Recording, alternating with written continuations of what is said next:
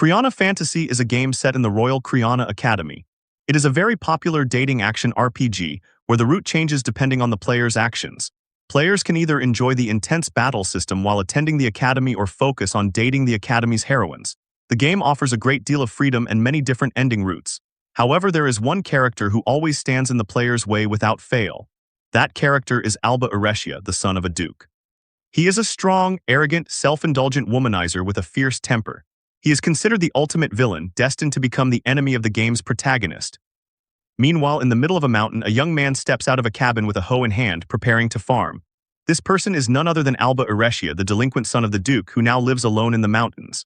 The place is peaceful, filled with the sound of birds chirping, rivers flowing, and animals calling. Alba begins his day by plowing the fields, and while doing so, he recalls something that reveals a big secret. It turns out he is not truly Alba, but someone else who reincarnated into this character's body 3 years ago. 3 years earlier at Duke Areshia's mansion, the protagonist awakens in Alba's body after reincarnation. At that time, he barely recognizes his surroundings or even his reflection in the mirror. Yet fragments of memory slowly return and he recalls a certain game. It is a youth fantasy game set in the Criana Royal Academy, where one particular villain always opposes the protagonist, and that villain is Alba. In one route, Alba steals a heroine from the protagonist as a rival. In another, he succumbs to corruption and becomes the destroyer of the academy. Regardless of the chosen route, Alba is destined to be the ultimate villain. To make matters worse, the protagonist's memory of the game is incomplete, as he never played through every route. Still, he remembers Alba clearly because the character appeared countless times and was always annoyingly persistent.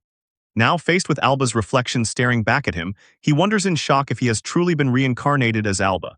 Yet even more overwhelming than his confusion is the single thought that now dominates his mind: that Alba is guaranteed to die.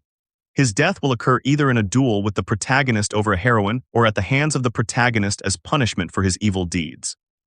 No matter the route, no matter the choices, Alba's death flag cannot be avoided.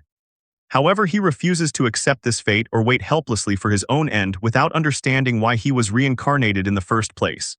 Although he cannot imagine a way to change destiny, he resolves to do the only logical thing he can think of at this moment: escape from his fate entirely. When his room is discovered empty and all his valuables missing, the maids immediately inform the duke, who, enraged, yells Alba's name. Yet Alba remains certain that running away is the only way to avoid his destined end. By selling the valuables he took with him, he believes he can sustain himself and live quietly in the countryside, far from the path of doom that once awaited him.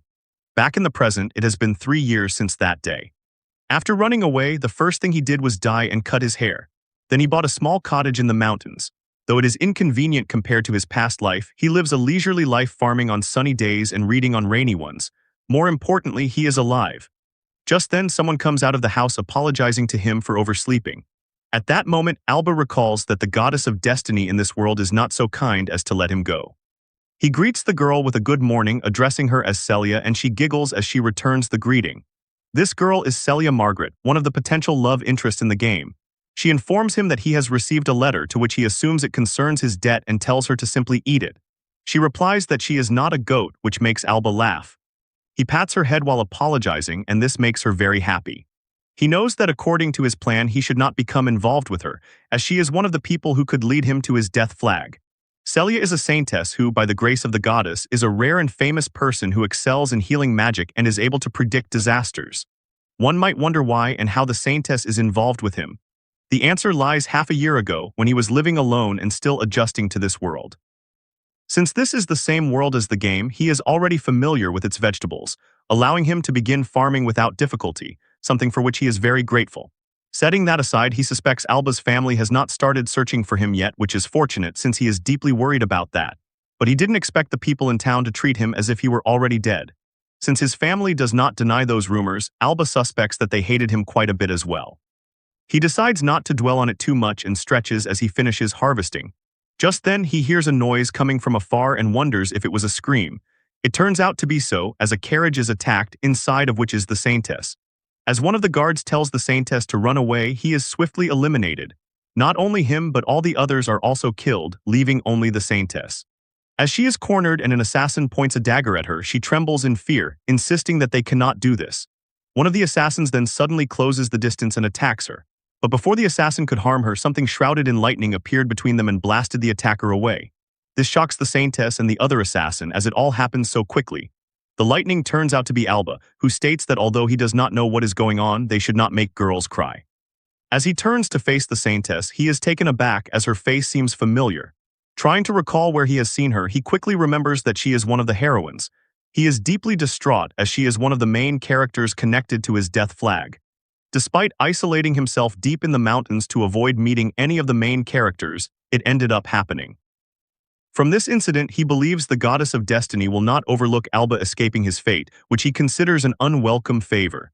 Just as he contemplates his next course of action, assassins leap behind him to attack.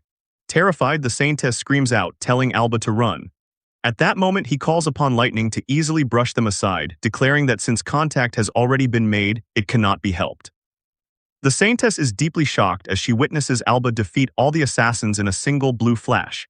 Ever since he isolated himself in the mountains, he trained relentlessly to understand and wield the power of this world's magic, and this is how he is able to eliminate the assassins with ease. Although he knows it is a game world, he cannot help but feel guilty about killing them. Realizing that he might one day end up like them, he resolves to escape his destiny. He becomes determined that no matter what kind of death awaits him, he will resist it with all his strength. After a brief pause, he turns to the saintess and asks if she is all right.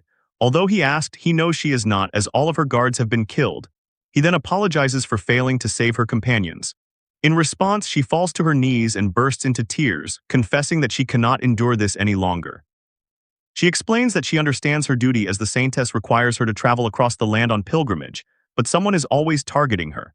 Alba realizes from her reaction that today's event is the one that broke the camel's back. She continues, explaining that the saintess holds the second most powerful position in the church of the goddess after the pope. And because of this, she is constantly attacked by those who wish either to steal her power or to remove her as an obstacle to their ambitions. Every time innocent people are sacrificed to protect her, something she can no longer bear to witness. Alba reflects that if he were to see this scene play out on a game screen, he would think of it only as her backstory, but seeing this young girl crying before him leaves him no choice. This is reality, and these tears are not pixels on a screen. With streams of tears running down her face, the saintess expresses her wish to no longer be afraid and to simply live a normal life. After a short pause, Alba gently pets her head and crouches down. Then, without hesitation and with a warm smile, asks if she would like to come to his house. Hearing this, the girl freezes and looks at him in surprise, and he quickly realizes that anyone would be shocked to hear such an invitation spoken so suddenly. Yet he said it faster than he could think, as he is not speaking to a mere game character but to a human being just like himself.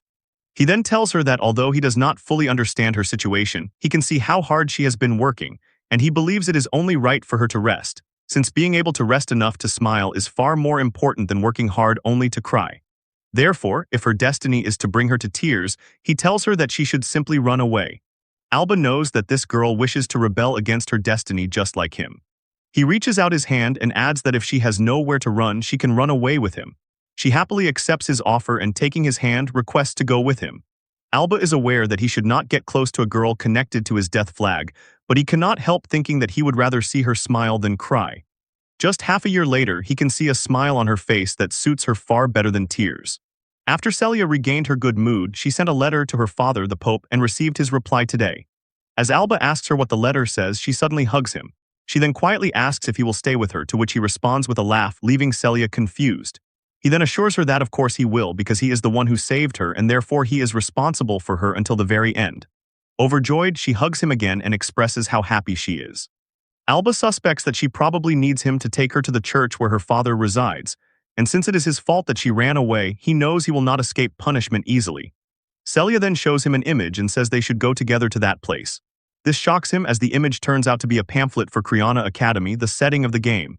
For Alba, that place is the executioner's block, overflowing with death flags, and he has promised himself never to approach it. Yet it seems the goddess of destiny will not let him escape. Celia then explains that her father suggested she attend the academy if she wishes to live a normal life, and if Alba comes with her, she will have the best school life ever. Hearing this, Alba responds with a warm smile, but deep down he does not want to set foot in that place. He has tried his best to stay away from Criana Academy and the main characters of the game and instead live quietly in the mountains. Yet despite his efforts, he ends up going there anyway. When they arrive in front of the academy, Celia tells him to look at how big it is and he nervously agrees. Noticing his unease, she asks if he is feeling all right because he looks pale, to which he replies that it is just a bit of carriage sickness. Hearing this, she offers him a lap pillow to rest on. Alba nervously thanks her for the offer and declines. Though he has come here because of Celia, he does not blame her, as she is unaware of the death flags awaiting him at the academy or of how they are all connected to the heroines of the game, including herself. The question remains, why did he agree to come to this academy with her? To answer that, one must return to when Celia received letters from her father. Among them, there is one addressed to Alba. The sender of the letter, Celia's father, is the founder of the most powerful religion in this world, the Goddess Church. His power and authority stand on equal footing with the King of Criana. Since he has been sheltering his daughter Celia due to certain circumstances, he fears that the letter might contain an angry warning or even a threat. However, when he opens the letter and reads a few lines, he is surprised, as it is filled with apologies and gratitude. In the letter, Celia's father explains that she is the saintess not because she is his daughter, but because she has received the grace of the goddess and has been born with miraculous power. From the moment she was born, her fate was sealed, and she devoted herself to the goddess's teachings. Thus, she visits the people who believe in the goddess ever since she becomes aware of her surroundings. No matter how hard or perilous the journey was, she sought to bring salvation to stray sheep with the power of the goddess. She never once complains to him and only fulfilled her duty. When asked, she always said that it is her duty as the saintess. He felt deeply grateful for his daughter to say such words with a smile on her lips. However, he now realizes what a fool he has been to never notice that her smile hides how she truly feels. He realizes that his daughter is also one of the stray sheep who cries on the inside, wishing for someone to save her. The Pope believes that Alba not only saved his daughter but also her soul, for which he feels nothing but the deepest gratitude toward him. Even so, Celia is still the saintess, and he is still the founder, yet as her father he wants to fulfill his beloved daughter's wish and support her in obtaining a normal life.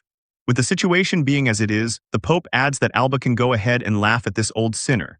Reading this, Alba declares that he will not laugh. As Celia looks confused upon hearing this, he tells her that her father is a wonderful man, to which she happily agrees. Moving on, he continues reading the part where the Pope states that he wishes to make a request, which makes Alba groan in annoyance. Seeing his reaction, she asks him what is wrong, but he does not respond and continues reading. The Pope asks if Alba could attend the Criana Academy alongside Celia. He describes the academy as a place where many talented people faithful to the goddess gather, and explains that no other place can match the education of the Royal Academy. Reading this, Alba informs Celia that her father wants him to go with her to the Criana Academy. The Pope believes that Celia will be able to live the life she wishes for if she attends the academy. He expresses that his mind would be at ease if someone as strong as Alba, who single-handedly defeated the assassins, remained at her side. He also feels certain that Celia herself wishes to stay with him as well. Noticing Alba's troubled expression, Celia tells him that it is okay. With a smile, she assures him that she does not mind going to the academy alone. Seeing her say this, Alba now understands how she deceived her father, as that smile hides her true intentions very well. He then informs her that the academy is a very dangerous place with many people, and many of them are bad individuals eager to throw their weight around. This confuses Celia, while Alba continues, loudly explaining that since the academy is managed by the country, her life would not be in any danger as it was during her pilgrimages. However, there are plenty of unpleasant men who want nothing more than to seduce a cute girl like her. As this confuses her further, Alba loudly asks if she still wants to go. Understanding his intentions and concern, she replies that she is certain there will be many people who will also become her friends. Alba responds by warning her that she will end up losing all her free time to studies she has no real interest in. Celia replies that she has only studied the Bible before, so she is actually looking forward to it. He also tells her that being in an unfamiliar place might exhaust her, but Celia says that she is excited to go somewhere new. With that, they both smile at each other, and after a brief pause, Alba says they will be going together. This makes her very happy, and she hugs him. Alba knows he should stay away from the academy and from this girl, but he has already made up his mind to rebel against the death flags with everything he has. Especially since he believes a smile suits Celia far better than a sad frown. She then expresses how grateful she is for the guidance of the goddess. This annoys Alba, as that goddess of hers is trying to guide him to his death. Now that he thinks about it, he wonders if it was the goddess who guided him to this world in the first place. As he reflects on this, he notices something else written on the letter which makes him groan again. Noticing this, Celia asks if he has changed his mind about the academy. He awkwardly declines and replies that he is looking forward to it. He reacts like this because of the final wish her father wrote, which is for him not to even dare make his daughter cry. Thus, just like that, he had to come to the academy with Celia. After getting out of the carriage, as they walk toward the academy, both are surprised by how large the building is. Alba finds it far more imposing than he ever imagined through a screen. They also notice some statues along the path to the academy building. Celia explains that they are statues of the goddess, the hero, and the holy beast that protects the maiden. When she asks if he does not find them wonderful, Alba feels a nagging sense that each one is tied to different events in the game, though he cannot remember which. He then reminds her to call him Al when they are at the academy. She quickly apologizes for forgetting and addresses him as Al. Since he wants to hide his identity to avoid death flags, Celia's father has provided him with the identity of Al, the Holy Knight Apprentice. Setting that aside, Celia is very surprised to learn that he ran away from his family and is now considered dead by them. She assures him that if they run into any problems with his family, her father will certainly crush them under his thumb. Hearing this, Alba finds her father's power truly fearsome, but even with his help, he plans to do his best to stay away from anyone connected to his death flags. As he grows frustrated that his memory of the game is so unclear, he hears a group of people shouting something. It turns out they have already recognized Celia and are shocked to see the saintess here. Because of this, a large crowd quickly gathers around her, even pushing Alba away. This makes him realize that this is what he should have worried about all along, as Celia is literally a superstar in this world. Surrounded by a crowd of people who keep calling her saintess, Celia begins to panic. As she closes her eyes and wishes for a normal life, a sudden bolt of lightning rushes through the crowd. It is Alba who swiftly carried Celia away from them. He declares that she is here not as the saintess but as a student of Criana Academy. Thus, he urges everyone to refrain from thoughtlessly crowding her. Even though it's only in name as a holy knight apprentice, Alba resolves to protect Celia at any cost, and seeing his reaction makes her feel very happy. Meanwhile, the crowd is left shocked and confused, wondering what just happened as Alba took Celia away in the blink of an eye. They quickly conclude that, judging by his ability, he must be the son of a great noble family. From behind, a girl watches as Alba and Celia continue walking toward the academy. She appears shocked, but not by Alba's actions, rather she seems to recognize him. After entering the academy, Celia suggests they hurry to collect their uniforms, but Alba stands frozen, still hesitant. Although he believed himself prepared, the reality of standing inside Criana Academy, the very place where Alba Aretia is destined to meet his doom, makes him tremble. Noticing this, Celia quickly takes his hand. She reassures him that everything is fine and tells him not to be afraid because she is with him. Hearing this, he smiles at her, feeling pathetic that he is the one meant to protect her, yet she is the one comforting him. As expected of the saintess, she completely calmed him down, for which he thanks her. She then starts giggling and admits that she is nervous as well. Inside the main building, they come across a massive stained glass window depicting the hero and the goddess. While Celia wonders whether it is meant to show the hero protecting the goddess, Alba finds its size impressive. As Celia sits and begins to pray, Alba notes that she never fails to pray for everyone regardless of time or place. However, when she prays aloud, asking the goddess to place her in the same class as Alba, he realizes her request is entirely personal. Later, at the uniform distribution section, a teacher informs them that they are assigned to the unicorn class and hands them their uniforms. Celia is delighted to be in the same class as Alba, and he finds it reassuring as well. The old teacher chuckles and tells them to enjoy their school life to the fullest. Celia accepts and thanks him, while Alba suspects this old man might be tied to some kind of event from the game. Setting that aside, the two leave the building, happy to be classmates. While Alba feels relieved that nothing from the game has triggered, Celia excitedly expresses her anticipation about wearing the uniform. When she calls him Alba, he reminds her again that inside the academy she must call him Al, and she again apologizes for forgetting. Suddenly, someone steps in front of them and calls out to Alba by his real name, shocking them both. It is the girl from earlier, who asks if despite his different hair color he is truly Alba. Noticing her fiery red hair, Alba immediately recognizes her. She is unforgettable to the real Alba, and her name is Alina, one of the romance targets and heroines of the game. More importantly, she is Alba's childhood friend and his former fiancé, one of the key figures tied to his death flag. Alina asks him why he is here with the saintess, and noticing his troubled expression, Celia asks Alina if she is mistaking him for someone else. She explains that this person is her holy knight apprentice named Al, who also serves as her attendant. Hearing this, Alina finds it ridiculous, saying he simply removed Ba from Alba to create Al. Realizing they have been caught in their lie, Celia panics and nervously blurts out that he is Al and definitely not Alba, who is now having an awkward encounter with someone he knows because he ran away from home. Hearing this, Alina confirms that Alba indeed ran away from home, which shocks him, but Celia continues frantically insisting that she is wrong and that the Alba who once saved her life is now Al. While he tries to stop her, Alina further confirms that Alba met the saintess after running away, and she now openly suspects that he is the one who spread the rumor of his death. Hearing this, Alba tries to act oblivious, claiming he has no idea what she is talking about, but Alina suddenly unsheathes her sword and slashes at him, which he easily dodges. She warns him that if he continues playing dumb any longer, she will cut him down.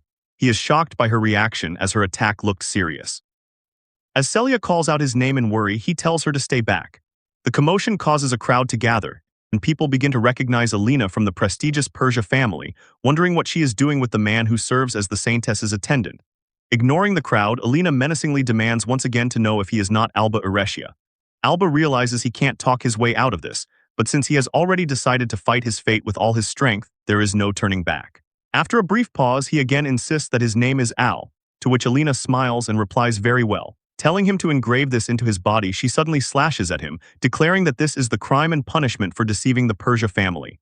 As he dodges her attack, he realizes how dangerous the situation is since Alina is the best swordswoman in the game. But what shocks him more is that she wears a sad expression instead of one of anger. When she rushes to attack again, he instantly vanishes before her eyes, shocking her and the onlookers, only to reappear behind her and tell her to calm down, which stuns her further. As she swings her sword backward in surprise, Alba effortlessly stops it by catching it with his finger, shocking not only her and Celia but also the crowd watching. He is able to do this so easily is thanks to his magic power. After running away from home, he acquired a collection of books on magic, which state that fire, water, and wind are elemental affinities that represent the power of nature, and that one must harmonize with the attribute best suited to them.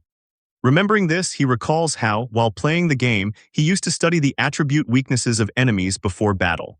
Following the book's instructions, he begins focusing his mind and harmonizing with the world around him, and in doing so he feels a faint sensation beyond his five senses. By continuing this practice, he discovers that his natural attribute is lightning.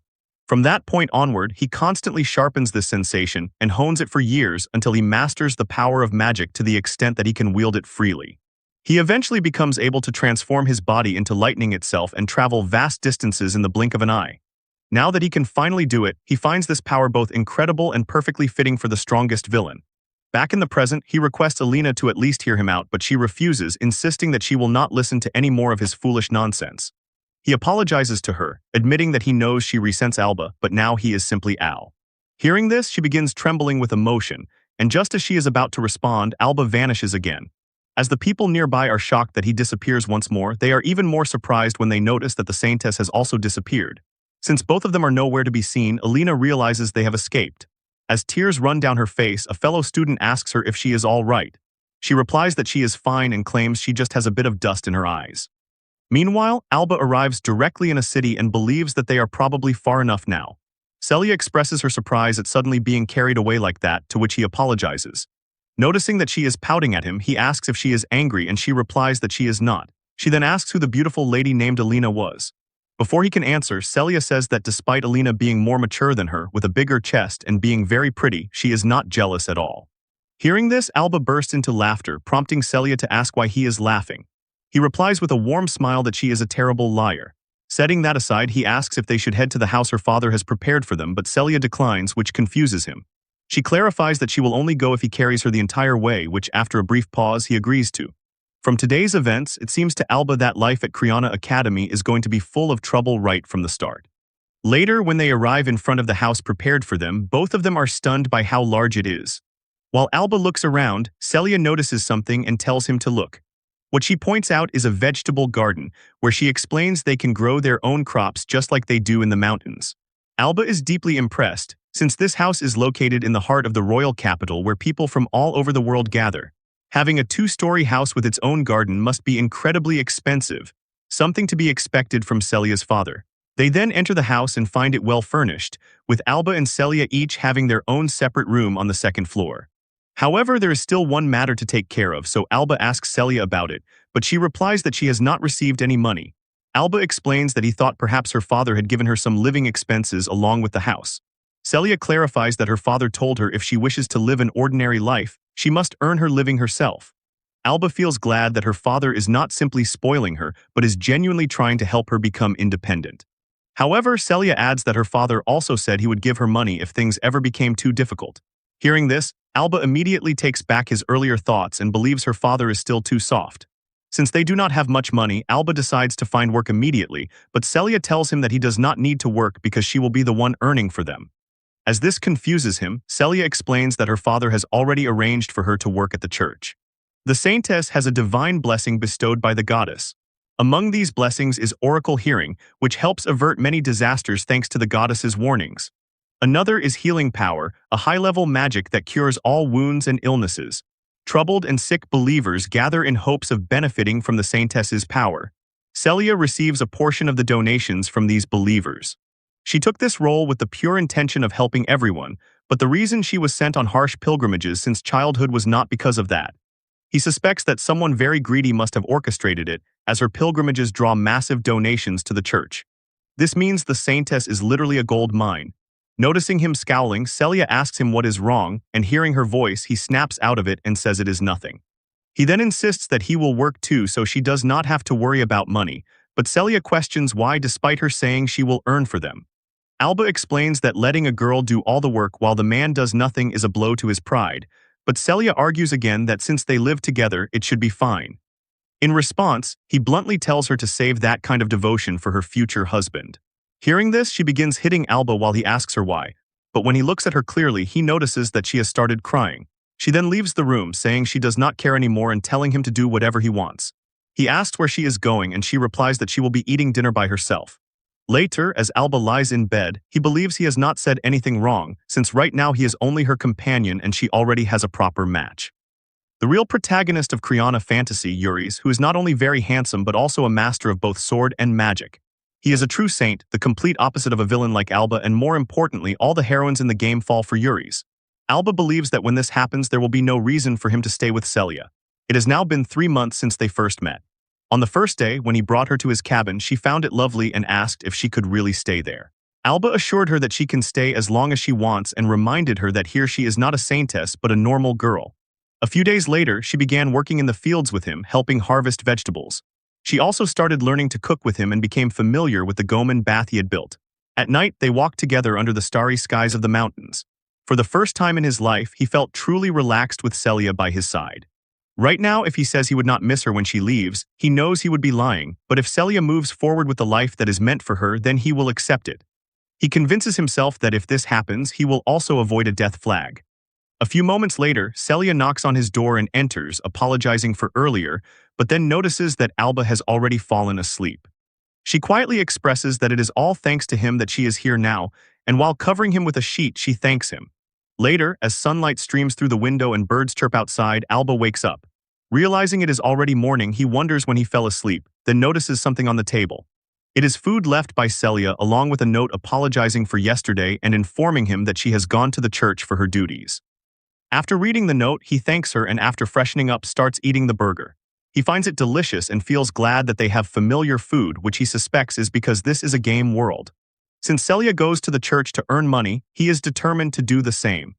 Later, he arrives at the Adventurers Guild, which serves as a mediator that manages and assigns jobs from all over the kingdom. They handle every kind of work, from simple deliveries to dangerous missions such as exterminating monsters known as magic beasts, so there is a wide variety of requests to choose from. Those who take on the dangerous requests are the hardened group that gathers here for money and fame, and they are called adventurers. In the game Criana Fantasy, adventuring is not necessary to complete the story. But since this is real life for Alba, he sees no reason not to do it, especially because it is the fastest way to earn money. After reviewing the quest board, he decides to take on the gigantic Magic Beast Extermination quest, which offers a reward of 5 million curia, the currency of this world. Though he has never fought a magic beast before, he is confident in the strength he has built up over the past 3 years. Then some guards call out to Alba, informing him that what he is looking at is the 5-star quest board and that there is no way a newcomer like him is already at 5 stars.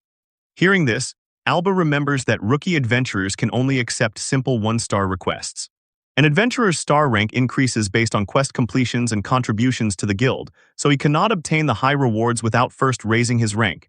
He then goes to the reception area, where a receptionist greets him and explains that this is the 1-star reception. He begins discussing the quest with her and asks which type would suit him best. After checking the rank 1 board, she gives him an herb collection quest, and with that, he leaves the guild. Although the herb collection quest does not pay much, it cannot be helped since he is a beginner, so he must start small and slowly raise his rank. Since taking a carriage to the Western Forest is expensive, he decides to run there instead. He then takes his stance and instantly dashes away like a bolt of lightning, moving so quickly that he appears to others as a streak of light. Meanwhile, two students of Criana Academy are walking through town, and the girl complains that living in a dorm is such a drag. The boy with her replies that it cannot be helped because rent in the royal capital is extremely expensive. But even then, he believes it is still quite fortunate that they can attend Criana Academy despite being commoners, to which the girl agrees. Just then, Alba rushes past them so quickly that the girl wonders if it was only a gust of wind, but the boy notices what it really was and finds it incredible. The boy turns out to be none other than Yuri's, the true protagonist of the Criana Fantasy game. When the girl asks him what is wrong, he replies that it is nothing, addressing her as Alice. Setting that aside, he asks if she is not buying too much, to which she responds that a girl needs all sorts of things. Alba quickly stops in his tracks as Yuri's is not the only one who notices him. He also notices Yuri's and recognizes him. Later in the mountains near Criana Academy, Alba successfully gathered all the herbs required for the quest. With that task completed, he prepares to leave, and despite being high up in the mountains, he easily leaps from one ledge to another as he makes his way down. Thanks to his years of living in the mountains, traversing the terrain has become effortless. Later, when Alba arrives at the Adventurers Guild, the receptionist is shocked because it has only been 3 hours since he accepted the quest, yet he has already completed it. She asks him how he managed to finish so quickly since it is normally a 6-hour round trip. Alba explains that he ran at high speed, which astonishes her.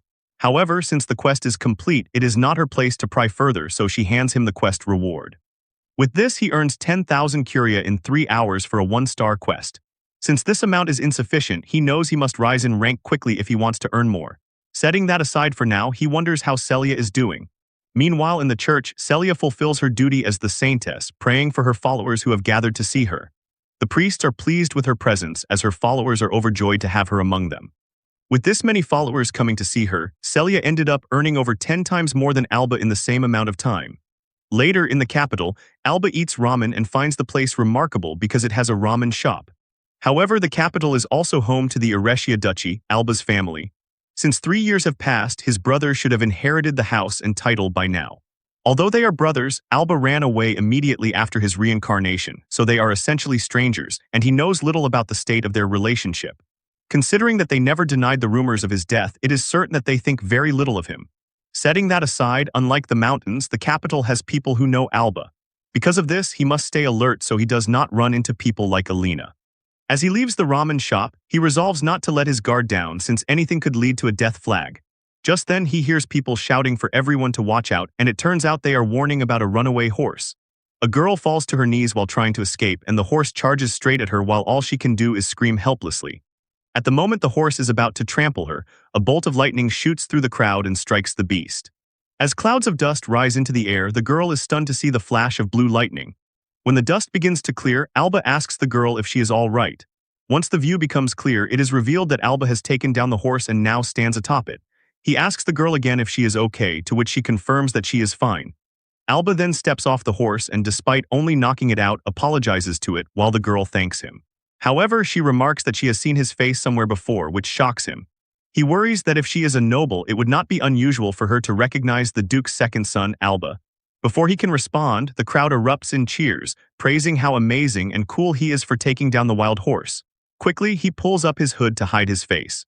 He acted because he could not ignore her scream, but he realizes that if he keeps standing out like this, there is a chance someone will recognize him as Alba. While he considers this, a group of knights arrives at the scene, and their leader asks about the commotion. The girl Alba rescued immediately identifies the man as Duke Roy Eretia, which shocks Alba. Roy also seems to recognize the girl and asks if she is from the Lupica barony, to which she confirms, introducing herself as Mina and reminding him that they met at his succession ceremony. She then explains that the hooded man saved her from a runaway horse. Judging by their conversation, such as addressing him as the Duke and mentioning the succession ceremony, Alba wonders if this man Roy is his brother. Roy then expresses his gratitude to Alba as the one in charge of public order and a friend of the Lupica family.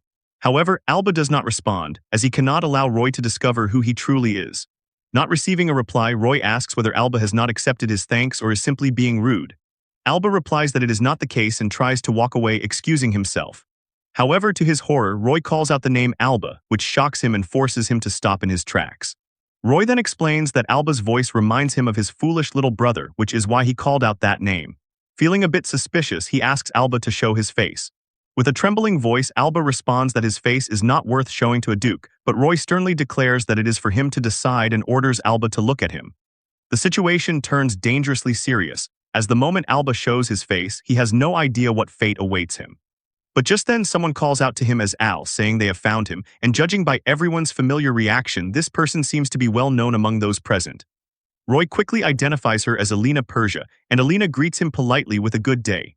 For Alba, however, it is not good at all, as behind him stands his supposed brother Roy and before him his former fiancée, both of whom know the real Alba. With a tiger in front and a wolf behind, Alba finds himself in a perilous position and wonders what he should do. Roy then asks Alina if she knows this man, and she replies that he is her friend, a squire in training named Al. She adds that since he was late for their meeting, she came to find him, and she even comments that helping someone and showing up late does indeed sound like something a knight in training would do. Alba, however, is confused, wondering why she is covering for him. Since that is the case, Roy asks if that means he is not Alba. Hearing this, Alina acts confused and insists there is no way she could mistake Alba for someone else, especially considering she was once his fiancée, and beyond that she reminds everyone that Alba is supposed to be dead. After this statement, the two of them stare sharply at each other for a brief time. After that pause, Roy agrees with her, stating that his foolish brother who disgraced the family name is no more, and he apologizes to Al, who replies that it is all right. With that matter resolved, Roy suggests escorting Mina to her residence, to which she agrees and thanks him, but before leaving she turns to Alba and thanks him as well for saving her, which he accepts. With that, they all depart, leaving Alina and Alba alone. Since Alba does not want to be involved with her, he decides to run, thanking her by saying that because of her he managed to get away without trouble, and begins walking away, bidding farewell. Though uncertain of what just happened, at least his cover is not blown, so he decides it is best to leave quickly. But just then he is once again stopped in his tracks, this time with a sword pointed beside him by Alina. She tells him to stop as they need to talk, and she also calls him by his true name, Alba. He nervously averts his gaze and asks what she means, to which she threatens that if he continues to play dumb, she will reveal his identity to the Duke. Realizing that she knows after all, he gives up and says he will explain everything. This leaves him deeply frustrated, as he has not even started school yet and is already in trouble. He blames it all on the goddess of fate, thinking that she never misses a chance to torment him. The next day at Criana Academy, the entrance ceremony takes place. The headmaster congratulates the new students on their enrollment and urges them to nurture ambition and polish their wisdom, reminding them that they are the ones who will carry the future. The headmaster, the same old man who previously assigned the dress, loudly declares that his own destiny may shine brightly through the blessing of the goddess of fate before enthusiastically shouting, "Yay" and "Hooray." Witnessing this, Celia considers the headmaster to be very energetic, while Alba recalls him from the game as the helper character who provided hints to the player. With the ceremony concluded, Celia and Alba manage to safely enroll in Criana Academy without encountering any trouble thus far. However, Alba knows that within this academy, his true death flags will begin to appear. In total, 5 heroines are connected to these death flags, and among them he is already involved with 2, Celia and Alina. Adding more potential complications would only increase the risk of triggering his death.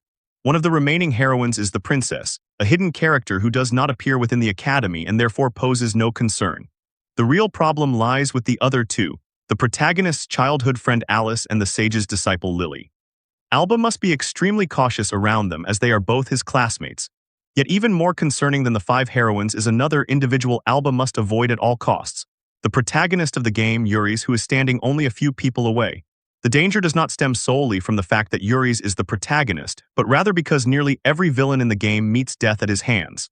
As Alba secretly observes him, their eyes suddenly meet. Alba quickly looks away, leaving Yuri's momentarily confused.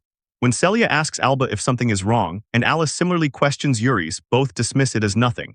Alba silently resolves never to become involved with Yuri's under any circumstances and determines to spend his academy days without drawing attention to himself. Later, in the unicorn classroom, which both Celia and Alba attend, they find themselves surrounded by curious students. Alba quickly realizes it is impossible to remain unnoticed while seated next to the saintess, whom everyone whispers about and stares at. More importantly, he notices Celia's nervousness and understands that achieving a normal school life will be difficult for her. As he wonders what to do, Celia suddenly stands and introduces herself as Celia Margaret, a first-year student in the unicorn class.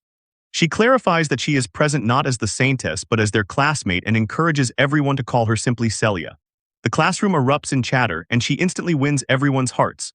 The students begin addressing her as Celia instead of saintess, relieving Alba of one concern. However, a new problem soon arises when a girl asks who Alba is. Other students begin to recognize his face and recall unpleasant rumors, scrutinizing him more closely. Alba realizes too late that the academy includes many noble children, and despite changes in his hair color and personality, there is still a risk of them discovering his true identity. At that moment, Celia suddenly takes the lead, introducing him as her friend, a holy knight apprentice named Al. Alba finds this difficult to believe, as becoming friendly with someone suspicious so suddenly seems implausible. Yet the others immediately accept the explanation and warmly greet him, shocking Alba, who recognizes the fearsome influence of the saintess's presence. Celia then winks at him and he silently responds with gratitude. Soon after, another student greets Alba, revealing herself to be Alina. Alba asks if she is also in the unicorn class and she confirms, explaining that they are now classmates. While the others whisper about her beauty and skill with the sword, Celia quietly asks Alba if this is the girl from the other day. He confirms and reveals that he told her the truth about his real identity as Alba, not Al, because she is his former fiancée. Alina apologizes for the trouble she caused earlier, addressing Celia respectfully as Her Holiness. Celia, however, is left stunned after learning of Alba's former engagement to Alina. After the incident with Roy, Alba had admitted to Alina that he truly was Alba. Alina, surprised by the reunion, questions whether he ran away from home 3 years ago because he despised the ducal house. Alba confirms, explaining that he wished to abandon his old self and be reborn as someone new. He refrains from mentioning his reincarnation, knowing she would never believe it and fearing it could raise a death flag. Alina recounts that 3 years earlier, the Arecia family contacted her family to break off the engagement. Rumors at the time suggested he had gone missing, was presumed dead, or had been disposed of by the Duke. Alba laughs awkwardly, remarking that their opinion of him must have been very low. Alina admits that her family rejoiced at the separation, glad to be rid of a delinquent. Hearing this, Alba feels somewhat relieved and asks if she too had hated him. She admits that she had, calling him a despicable, womanizing scoundrel she often considered cutting down herself. This terrifies Alba, but after a pause, Alina confesses that when she believed he had died, she shed tears. A memory from their childhood resurfaces. A young Alba once asked a crying Alina why she was upset. She told him that her father said her personality and swordsmanship were too masculine and that she should act more like a woman. Young Alba bluntly replied that it did not matter whether she acted like a man or a woman. What mattered was the value of Alina herself. That moment had made her happy. Remembering this, she admits she did not dislike the Alba of their youth. This revelation surprises Alba, as it was never mentioned in the game, making him question whether the original Alba was ever truly a bad person. Alina continues, pointing out that he now guards the saintess and recently risked his life to protect a woman from a runaway horse. To her, this proves he has truly been reborn. Alba laughs awkwardly, knowing the person inside is indeed different. Alina softly murmurs that he has become just like he once was. Alba, unable to hear clearly, reacts with confusion, but she dismisses it. She then asks what he plans to do about the nobles who despise him at the academy. Alba responds that he will simply do his best not to be exposed. After a pause, Alina promises to help him, surprising him. He thanks her warmly, making her blush, though she clarifies that in return he must also help her. She explains that since their engagement ended, she has been overwhelmed with suitors. If they bother her at the academy, he must drive them away. This shocks him, as it directly opposes his desire to remain inconspicuous. Back in the present, Alba reminds Alina of her promise, and she tells him not to forget his own. Overhearing this exchange and learning of their broken engagement, Celia feels her mind cloud with countless assumptions. She steps in, addressing Alina, who again refers to her as Her Holiness. Celia firmly reminds her that they are classmates and insists on being called Celia. Alina agrees and requests the same courtesy. With that, she pats Celia's head in greeting, surprising her. Celia greets her back, and the two instantly warm to one another, with Celia finding Alina beautiful and Alina finding Celia cute. Celia then confronts Alba about why he kept his connection to Alina a secret. He explains that he had not hidden it but simply never found the chance to tell her. Celia refuses the explanation and pouts, which Alina finds charming. At that moment, someone comments on Alba having a flower in each hand with both the saintess and Alina. The person warns him not to get carried away, calling him a mere holy knight apprentice. When Alba asks who he is, the man mocks him as a country bumpkin. Alina identifies him as Walby, the eldest son of Count Walgut, and notes that he is one of the suitors she wants Alba to handle. Walby greets Alina, complimenting her beauty, but she responds with irritation, saying he never changes. Walby insists that despite his family being mere counts, they are still high-ranking nobles, and he believes their union would be an excellent match for House Persia. Alina curtly tells him not to bring marriage proposals to the academy.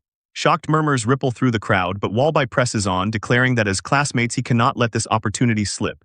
He extols Alina as a flower of the Persia family, blessed with royal blood, and insists she is worth more than she realizes.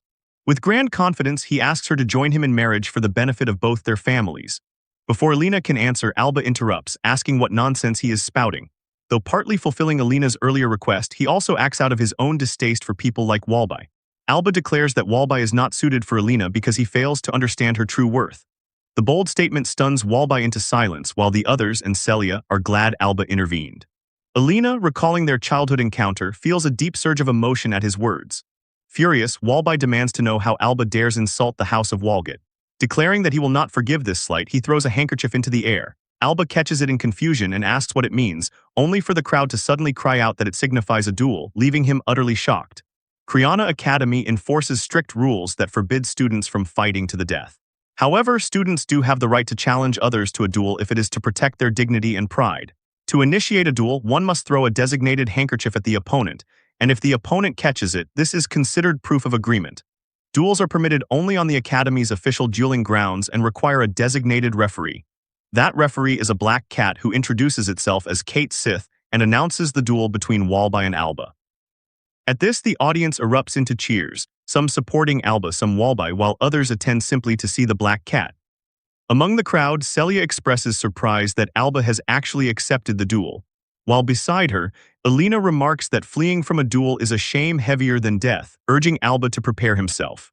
Despite her words, Alba remains in shock as he accepted the duel by accident without even knowing the rules. Walby mocks him, calling him a country bumpkin and urging him to surrender while he still has the chance. Before Alba can respond, the referee cat informs them that both must declare what their pride and dignity stand for. Alba recalls that in the game, the dueling system was merely a side event unrelated to the main story, which is why it had nothing to do with his death flag. Walby declares that if Alba loses, he must stay out of Alina's affairs, adding that he will also take the saintess for himself. This infuriates Alba, and since his death flag is irrelevant here, he accepts. He states that if he wins, Walby must stay away from them. Walby agrees, confident of his victory. With both sides' oaths established, the referee cat commences the duel. As the crowd cheers, Celia asks Alina whether Walby is truly that strong. Alina explains that Walby is a fire mage considered the best in their year in terms of destructive power. Walby begins chanting, flames gathering in his hand. Seeing this, Alba wonders if he intends to open with a spell. From the intensity of the mana, the referee cat realizes Walby is preparing a high-level incantation. Shouting the spell's name, Purgatory Flame, Walby hurls a massive fireball at Alba, creating an explosion so violent it shocks everyone. Worried, Celia cries out Alba's name. As smoke engulfs the area, Walby bursts into laughter, convinced that Alba has been reduced to ashes. He then asks the referee whether killing in a duel is considered a crime. The cat replies that it is not, but reminds him that as referee its role is to prevent such outcomes. Walby is confused, and the referee clarifies that there is no need for it to intervene yet. At that moment, Alba suddenly appears behind Walby and calmly remarks that the flames were impressive. However, he points out that Walby leaves himself wide open while chanting. Walby, too shocked to respond coherently, demands to know how Alba appeared behind him. The referee cat is equally impressed by Alba's speed. Those who have witnessed Alba fight before recognize the move as his instantaneous teleportation and wonder how he performs it. Alina recalls when they first encountered him at the academy, where he used this same ability to dodge her attack and even catch it at incredible speed. She thinks that his movements feel almost inhuman, but before she can finish the thought, another voice supplies the word lightning.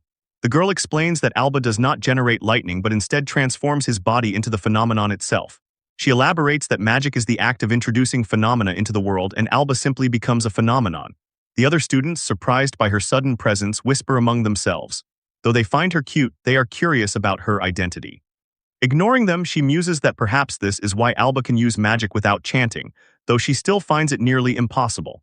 Since this method is so dangerous and difficult, she doubts many present can even comprehend it. Recalling Alba's name from the announcement, she states that the power he displays belongs to the domain of her master, the sage, and therefore she will not lose to him. This girl is Lily, one of the heroines of Criana Fantasy and the sage's disciple. Back in the duel, after Alba appeared behind him, Walby quickly retreats. Declaring that Alba will not escape again, he begins chanting another spell. As his long, tedious incantation continues, Alba tells him to stop, reminding him once again that chanting leaves him full of openings. Seeing that Walby refuses to heed him, Alba turns into lightning once more and strikes before the chant is complete, thrusting him away. Walby is sent flying out of the ring and crashes to the ground.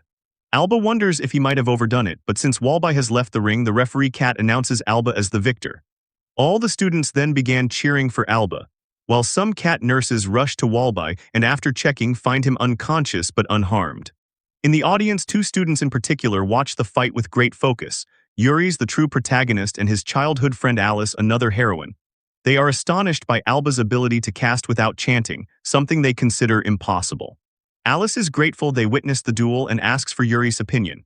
He agrees, explaining that while it looked like Alba defeated Walby with one strike, in truth, Alba never actually landed a blow.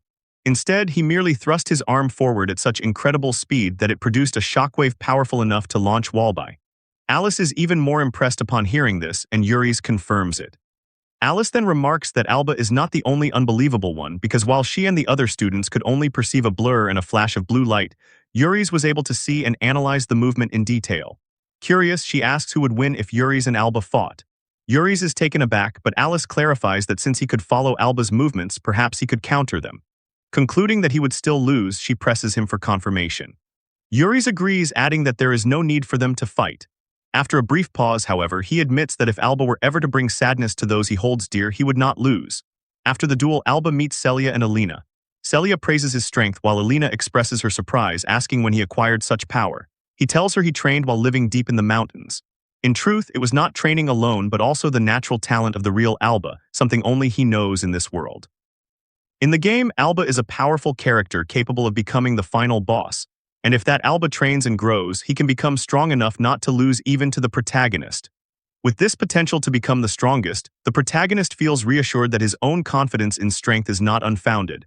Alina remarks that for someone who once hated effort, Alba now trains diligently, making him seem like a completely different person. Alba reminds her that he has been reborn into a new self. Celia then asks if the old Alba was truly so terrible, and Alina confirms it, calling him the lowest of the low. This leaves Alba somewhat awkward, but Celia insists that despite everything to her, Alba is the best. She hugs him, prompting him to remind her once again to call him Al within the academy. He then wonders aloud whether he may have gone too far in the duel, but Celia assures him he did not, insisting that anyone who troubles Alina deserves to be sent flying. She promises that if anything happens, she will heal him, and he calls her a reliable saintess. Watching them, Alina feels something stir within her. She thanks Alba for dueling on her behalf, and he reminds her that he promised to protect her. Alina blushes and agrees. Alba believes that everything is fine since duels have nothing to do with his death flag. Yet fate continues to move forward, and without his knowledge, the key figures are already being drawn in. A few days later, in their house in the capital, Alba is soundly sleeping when Celia comes to wake him up for breakfast. She sits on top of him, prompting him to greet her good morning and tell her that he cannot breathe. She replies that she is doing it because he would not have woken up otherwise. After freshening up, Alba sits at the dining table to eat.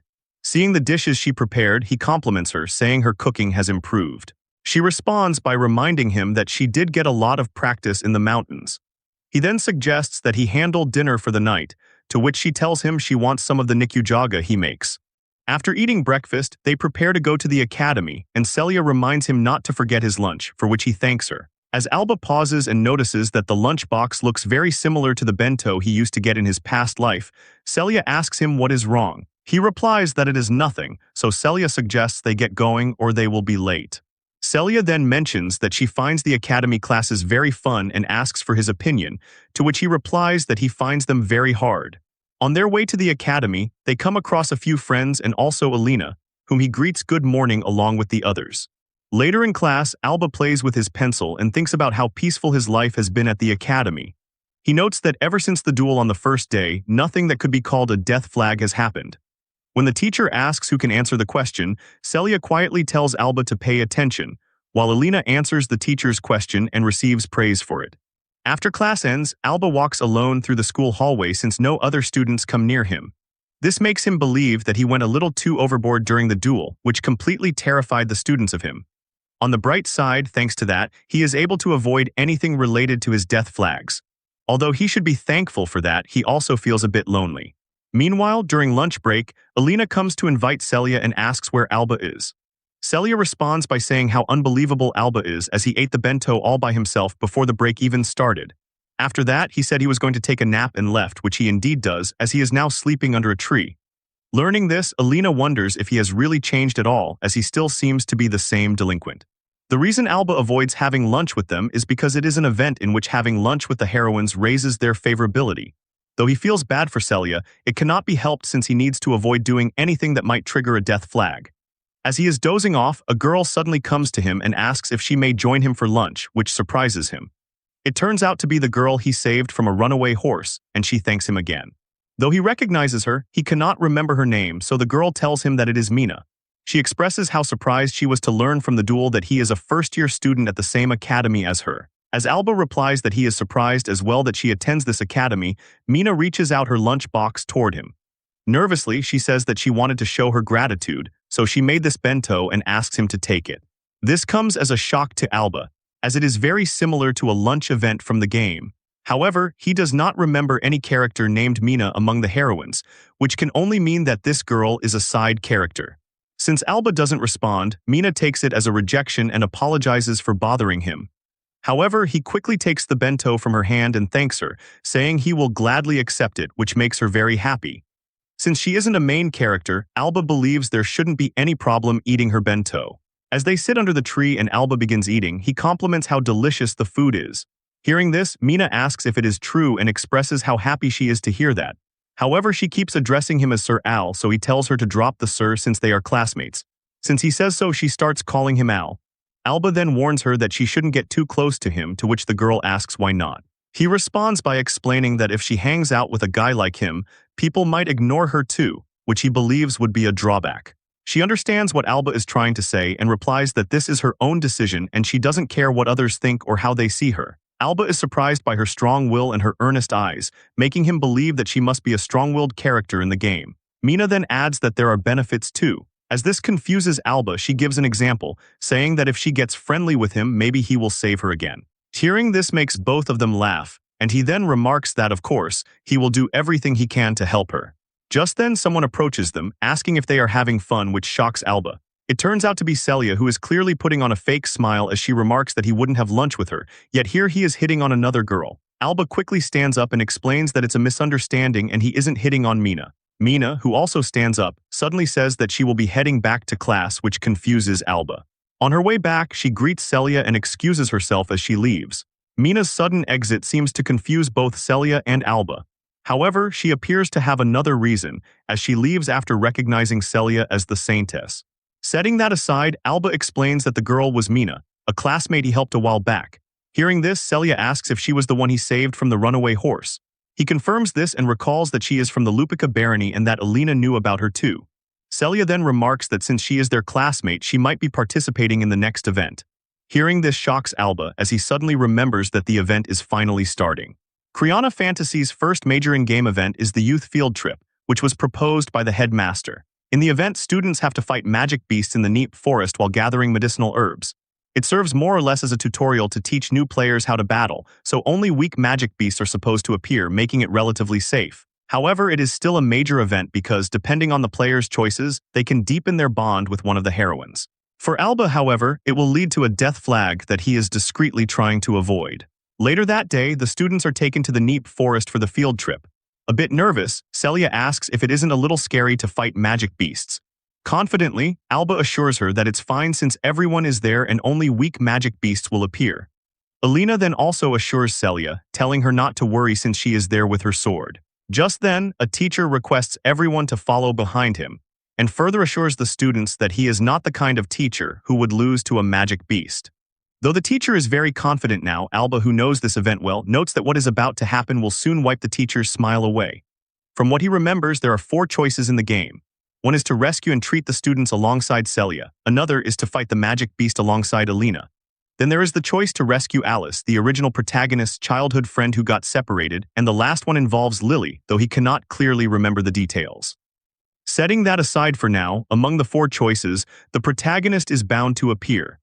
Therefore, Alba must be extremely careful in making his choice so he does not select the same path as the protagonist. As the field trip begins, Celia looks around the jungle with her friends while Alina defeats several monsters, impressing the other students. On the other hand, Yulis and Alice are chatting among themselves while Lily quietly reads a book. Meanwhile, the teacher instructs a group of students to stay calm and not act rashly as they are about to enter the magic beast's habitat. Suddenly, he faintly notices the ground shaking and senses a strange presence. As it grows closer and closer, he begins to realize what it is. However, it is already too late. Only when the monsters draw dangerously near does he finally confirm that it is a stampede. Panic spreads among the students while the teacher struggles to stay calm and orders everyone to retreat immediately. Celia, who is near the teacher's group, notices the beasts and is shocked, while Alina tries to calm everyone down. Aside from the monsters, Lily senses a strange presence nearby, and Alice becomes separated from Uly's, who draws his sword as he notices the students fleeing in terror. Alba, who had anticipated this exact scenario, now fully confirms that it is the great stampede of the demonic beasts. The teacher instructs all students to stay calm and head out of the forest while he acts as a decoy. As the monsters draw even closer, Celia's friends urge her to run and she agrees. Alina, however, tells everyone to stay calm and get behind her. As promised, the teacher fights to hold off the monsters, buying time for the students to escape. Meanwhile, Alba calmly considers his next move, knowing his actions during this event will affect his bond with the heroines. The closer he becomes to any of them, the closer he approaches his death flag, a fate he must avoid at all costs. With that in mind, he decides to follow the same path the original villain Alba took in the game, to abandon everything and run away. In the meantime, Celia and her friends manage to reach a safer distance, but suddenly one of them is attacked by a bear-like monster. Seeing this, Celia screams in fear, drawing the creature's attention to herself. As it charges toward her, she shuts her eyes and screams Alba's name, wondering where he has gone. In the blink of an eye, like a flash of lightning, Alba appears and kicks the bear away from her. Opening her eyes and seeing Alba, Celia is relieved and calls out his name. After defeating the monster, Alba urges Celia to leave the forest immediately. She thanks him for saving her but refuses to run. Using her healing magic, she heals her injured friend and admits she is afraid but insists she wants to help everyone. She believes Alba can save them all with his power and asks him to do so. Hearing her words, Alba agrees. In that moment, he no longer cares about logic or death flags. He now believes that running away to save only himself would be pathetic. He accepts Celia's request and assures her to leave everything to him, and she tells him to be careful. Meanwhile, Alina fights a mantis-like monster and easily eliminates it. Afterward, she tells the others to run away, but suddenly 2 more monsters appear behind her before she can react. Fortunately, before the monsters can attack, Alba strikes them down with his lightning power, reducing them to dust. He then asks if she is all right, and surprised to see him, she replies that she is, of course, fine and tells him not to underestimate her. Alba agrees, saying he knows full well how skilled she is, which makes her happy. Still, he advises her to stay sharp, as overconfidence is dangerous, and she agrees. He then informs her that he will be going deeper into the forest and requests that she take care of this area. She agrees and tells him to be careful as well.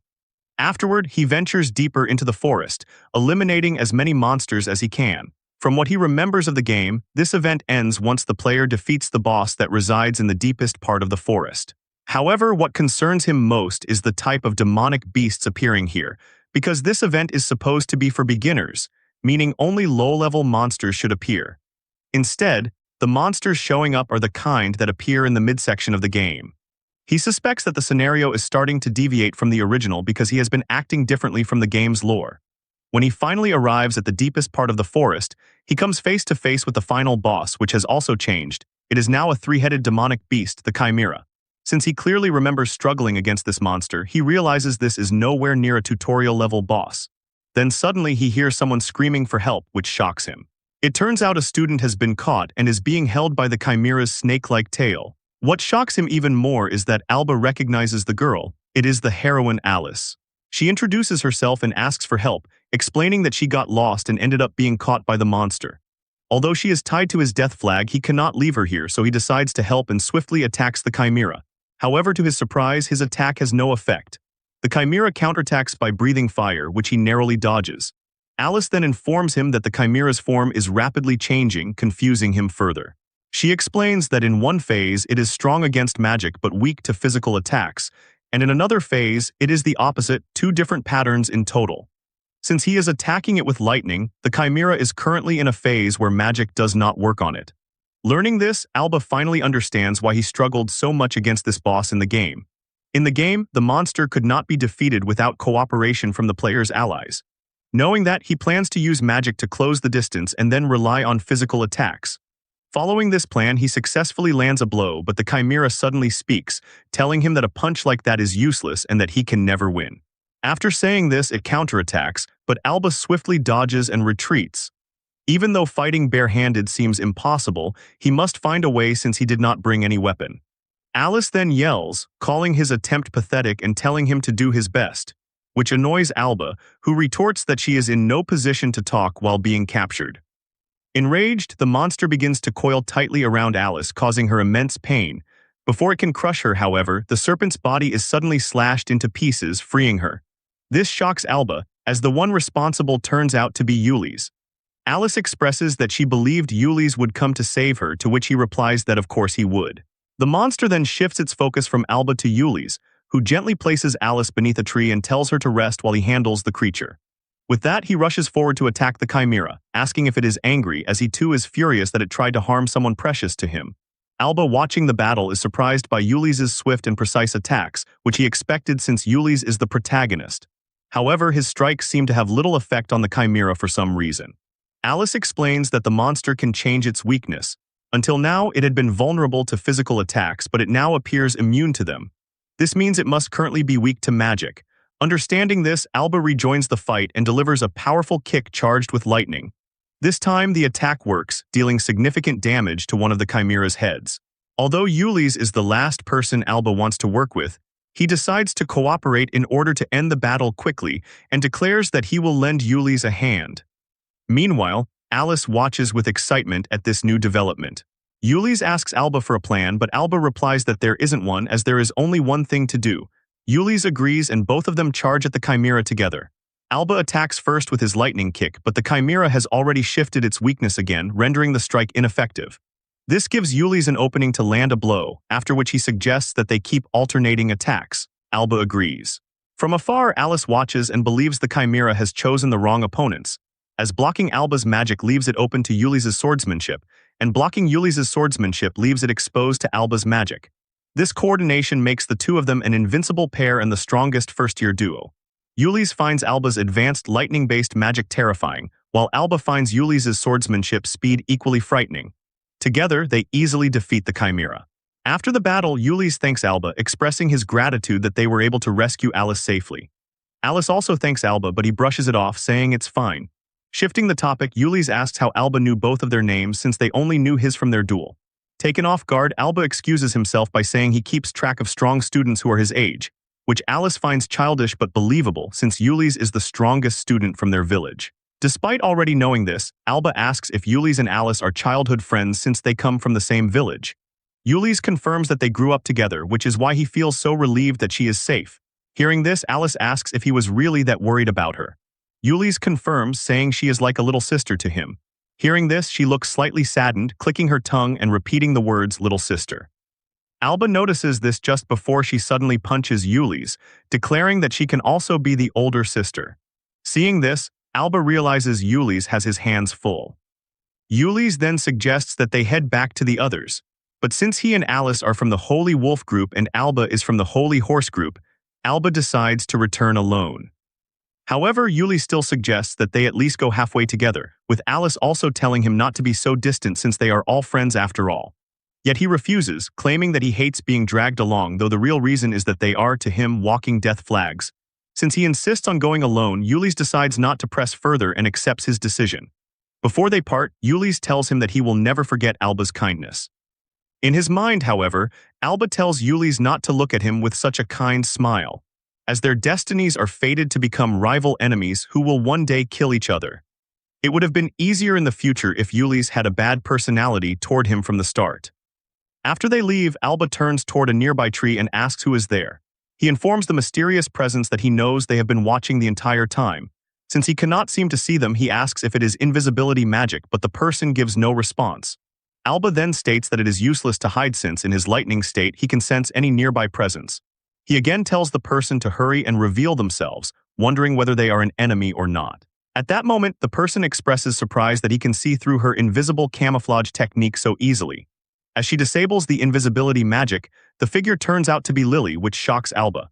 Believing Alba does not know her, Lily introduces herself. Alba then asks how she knows his name, to which she explains that there is not a single first-year student who does not know him after his flashy display during the duel. This frustrates Alba, who wishes he had never dueled that stupid Walby and blames the entire situation on him.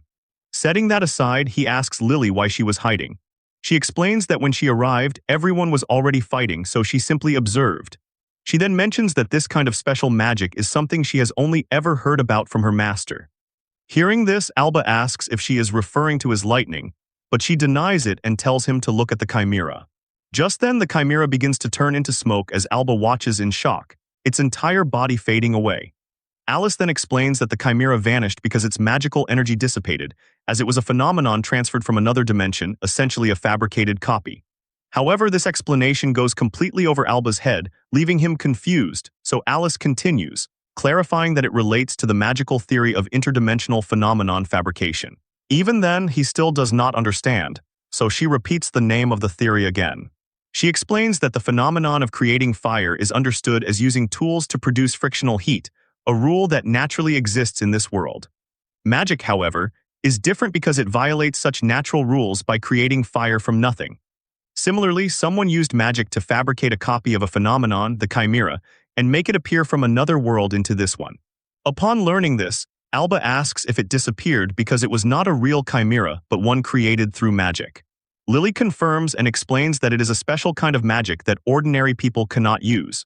Since that is the case, Alba suspects that the ones using this magic. Before he can finish his thought, Lily confirms that the attackers seem to be targeting the students. Those very same mages who created the chimera are observing the entire scene from afar. One of them expresses surprise that a first-year student can take on a chimera and finds the Criana Academy quite impressive. The other mage responds that it is only natural, as the Criana Academy is one of the three great authorities alongside the royal family and the church. Setting that aside, the mage addresses the other as Yoru and informs her that she is out of mana and cannot use any more magic. Since that is the case, they decide to retreat. The mage named Yoru addresses the other as Milady and asks if there will be another opportunity. She replies telling Yoru to handle it herself, to which she responds that her powers are not suited for group battles. With that, both mages teleport away. Meanwhile, Alba is deep in thought. In the game, this was supposed to be just a tutorial event, but now it confirms his suspicion that the scenario is changing rapidly. He wonders if the mages who create magical beasts are somehow related to his death flag. He resolves to show no mercy if they turn out to be his enemies. Lily then reports that since the chimera has vanished, she believes the enemy is no longer in the forest. Given that, Alba decides to head back to the others and tells her to do the same. As he leaves, Lily calls out to him and asks who taught him magic. He calmly replies that he taught himself. Surprised to learn that he is self-taught, Lily mutters something softly in another language before remarking that she finds him fascinating and that she has taken an interest in him. After saying this, she departs, leaving Alba utterly shocked as he remembers that, in this event, the player could also deepen their relationship with Lily. Meanwhile, Celia is healing the injured students while Alina fights off the monsters, which begin to disappear one after another. Seeing this, Alice realizes that someone must have caused it, while Lily quietly giggles to herself. Alba, however, is irritated, realizing that he has unintentionally raised his death flag with all the other heroines. Even so, when he returns to Alina and Celia, he feels relieved that everyone is safe. At the academy, the Black Cat reports the situation to the headmaster, explaining that there were no casualties. The headmaster thanks the cat for its report and addresses it as Tamakuro. Tamakuro then begins to suggest what the enemy's true aim might be, but before it can finish, the headmaster concludes that it was perhaps the first-year students or something else entirely. What troubles him more is that the enemy's identity remains unknown. Though the headmaster does not know who they are or where they came from, he warns that they must not underestimate this academy. Later, Roy Eretia arrives at the scene and is informed by the teacher about the fake magic beast stampede. Understanding the situation, he quickly orders the knights to scatter and search the entire forest, which they accept without hesitation. From all the information he has received up to that point, Roy wonders whether the real target was truly the first-year students. Meanwhile, the students are brought to a safe place, where a teacher thanks them for their hard work and shows them where they will be resting for the night. The location surprises everyone, as it turns out to be an onsen, and the teacher explains that it contains a magical bath capable of healing injuries and illnesses, suggesting that the students rest and recover there. This makes Alba think that the academy is bold for turning a dangerous incident into a class activity. Hearing this, Celia asks him what he is talking about, and as he explains that he means the magic beast attack, she asks whether it was not simply a normal practical combat class, which she had found very frightening. Alba is stunned by her complete lack of awareness. At that moment, Alina loudly insists that the magic beasts were prepared by the academy. As Alba tries to correct her, she responds that she already knows and points out that it is convenient to hide the truth in that way to avoid causing panic. Hearing this, he looks around and notices the other students, who are unaware of what really happened and are excitedly looking forward to entering the hot springs, which makes him believe that she has a point. He also believes that just like the three of them, there are certainly other students who sense that something was wrong. While Alba and Alina discuss the matter seriously, Celia still has no clue at all and expresses her confusion, saying that she does not understand any of it, prompting Alina to apologize and promise to explain everything clearly. Later, as Alba lies on the ground and rolls around, another student asks what he is doing, to which he replies that he is savoring the tatami mats and feeling the soul of Japan, causing yet another student to ask what he means. These moments remind him once again that this is a game world, which explains its mix of Japanese and Western styles. As one student begins to feel hungry, another reminds him that dinner is after the bath, and they decide to head to the hot springs immediately while warning each other not to peek at the women's bath. Hearing this, Alba recalls something. In Criana Fantasy, there is a secret optional event called Peeping at the Women's Bath, and if chosen, the player can see the heroines in a revealing state, but the downside is that their affection levels plummet to -1, making romance with them impossible. It is a hidden element that players should avoid if they want to complete the game properly. However, since Alba does not want to raise his affection with the heroines, he wonders whether triggering this event might help him avoid his death flags. Later, he arrives at the hot spring alongside the other students. As he thinks about this possibility and hears the girls talking on the other side of the wall, he can vividly imagine their features. Though he feels extremely nervous, he tries to convince himself that he does not actually want a peek and is only considering it to avoid death flags. Just then, he is startled when Ulysse calls out to him, asking whether everything is fine since he seems to be spacing out. As Alba nervously responds, Ulysse asks what is with the look on his face. Alba replies that everything is fine and saying that the timing is perfect, he jumps into the hot spring, realizing that he cannot bring himself to do something so pathetic after all. Meanwhile, on the other side of the wall in the women's area, Alina expresses how grateful she is to Alba for helping her with the Walby situation. She then asks Celia whether she likes Alba, considering that she lives with him, and Celia nervously denies it. She explains that, like Alina, she is grateful to Alba for saving her, and adds that she finds him to be an amazing person whom she can respect. At that moment, Alice suddenly rises beside them and agrees, saying that Alba saved her as well. Since they have not met her before, Celia and Alina ask who she is, and Alice introduces herself as Alice from the Fenrir group, after which Alina and Celia introduce themselves in return. Moments later, Alice explains to them that Alba had saved her from the Chimera, hearing which Celia is not all that surprised and says that is simply what Alba does. Alice agrees, and since they are on the topic of the Chimera, she points out that after it was defeated, the other magic beasts disappeared. Upon learning this, Alina becomes even more certain that someone had been targeting the students with a false stampede. Celia finds the thought terrifying and wonders who could have done such a thing. She then notices Alice staring at her and asks about it, to which Alice responds by asking whether she is the saintess. As Celia confirms it, Alice suddenly grabs a particular spot on Celia, causing her to let out a scream. Saying that she cannot take it anymore, Alice apologizes and gives the excuse that she is simply too happy to be able to touch the saintess, while Celia tells her that she does not have to do that. Seeing this, Alina finds Celia hypocritical, as she had been doing the same thing to her just earlier. At that moment, hearing the scream, Alba uses his lightning power to leap quickly over the wall, giving him a full view of the girls' side of the hot spring. That, however, is not the only thing that happens, as the girls scream upon seeing him, with Celia calling him a pervert, while Alice, who is not wearing her glasses, tries to see clearly whether Alba is completely naked. Alba attempts to explain that he was only concerned after hearing the scream, but before he can say much, Alina throws a wooden bucket at him, which actually hits him. As Alba falls down, Ulysse remarks that although he understands rushing over after hearing a scream, it is still not acceptable to peek. More importantly, he adds that it is also not okay to use lightning near a hot spring, as aside from Ulysse, everyone passes out from the shock. Ignoring all of that, Alba wonders whether this situation counts as him succeeding in the peeking event. Later, Ulysse apologizes after learning that the commotion was Alice's fault and makes her apologize as well. She adds that the saintess she admired so much was right in front of her, so she could not help herself. While Celia believes it is her own fault for screaming so loudly, Alba calls Alice a troublesome girl. Hearing this, Alice remarks that Alba is just jealous of the view she got, which he quickly denies. However, Alina and Celia have a hard time believing him and are very hostile toward him. Although he is glad their affection is going down, still leaves him feeling a bit hurt. Ulis then explains that the saintess is actually special to them, to which Celia asks what he means. He explains that the village they grew up in has strong legends of a hero who protected the goddess of fate. Alice adds that they were taught the goddess's teachings from a young age, so the saintess is a very important figure to them. With that said, Alina points out that Alice was still groping the chest of that very same important person, for which Alice apologizes once again. With that settled, Ulis introduces himself as Alice's childhood friend, and Celia and Alina introduce themselves as well. As Alba watches their interaction, it seems to him that the rightful protagonist, Ulis, has already begun taking back the plot. He watches them talk in silence, feeling something he cannot quite describe.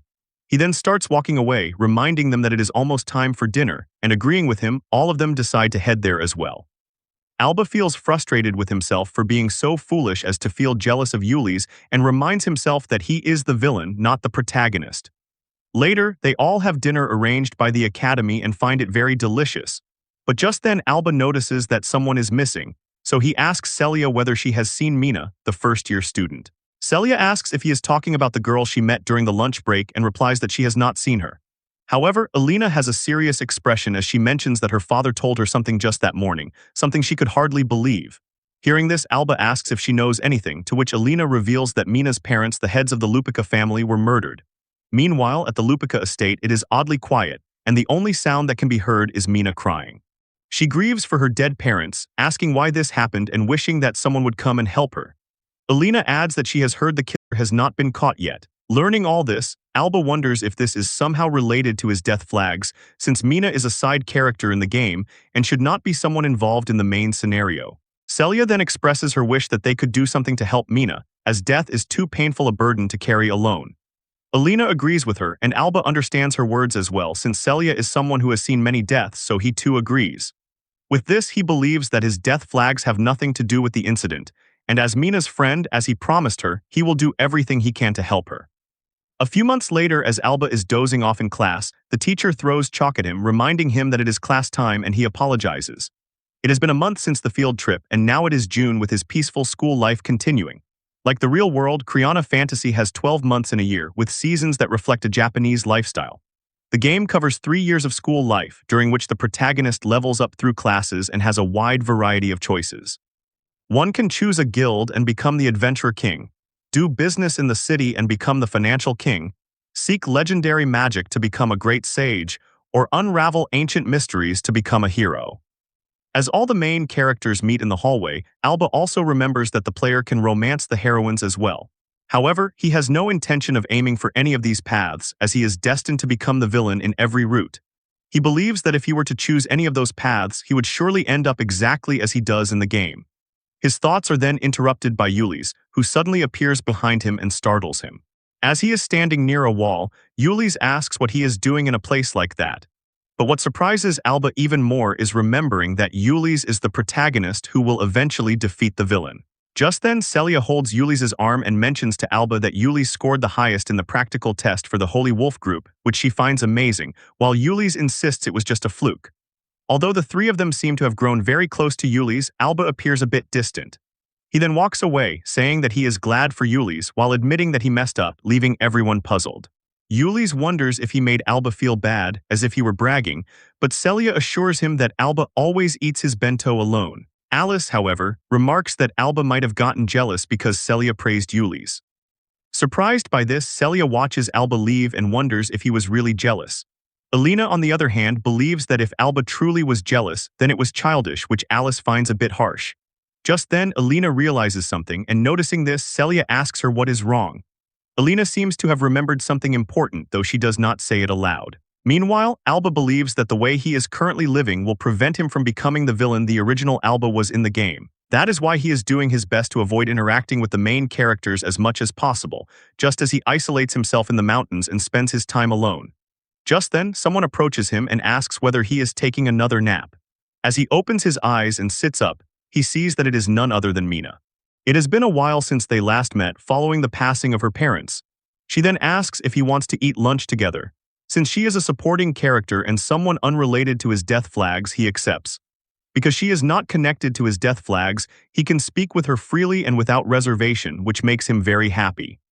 After finishing their meal, he mentions that he heard about her parents passing and lets her know that he is there to support her.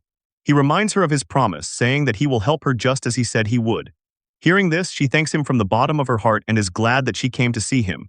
With tears in her eyes and a happy smile, she says that she knew talking to him would surely lift her spirits. Just then, Celia arrives, and upon noticing Mina, the two of them greet each other. Celia expresses her happiness at finding Mina there and asks if she would like to invite her as well. When Mina asks about the invitation, Celia explains that it is a gathering at her house after school where she plans to throw a party. While Mina is confused, Alba is even more puzzled, wondering what the party is for. Later, when they enter the house, it turns out to be a party to celebrate Alba's birthday, as everyone pops confetti and wishes him a happy birthday. The surprise shocks him, as it resembles a birthday event that exists in the game, one that occurs based on the date entered when creating a game profile. Not only that, but a heroine with high favorability celebrates the player's birthday, and in his case, all 4 heroines are present. The date also matches his real birthday, and if he had not been reincarnated, he would have spent it alone. It turns out that Alina had remembered his birthday was on June 6th, which annoys Celia slightly, as it is the first time she has heard about it. Alice then asks whether he had been sulking back then because no one wished him a happy birthday. While Alina calls it childish, Alba is shocked as he had no idea. Ulysse then apologizes for not bringing a present, explaining that he was unable to prepare one on such short notice.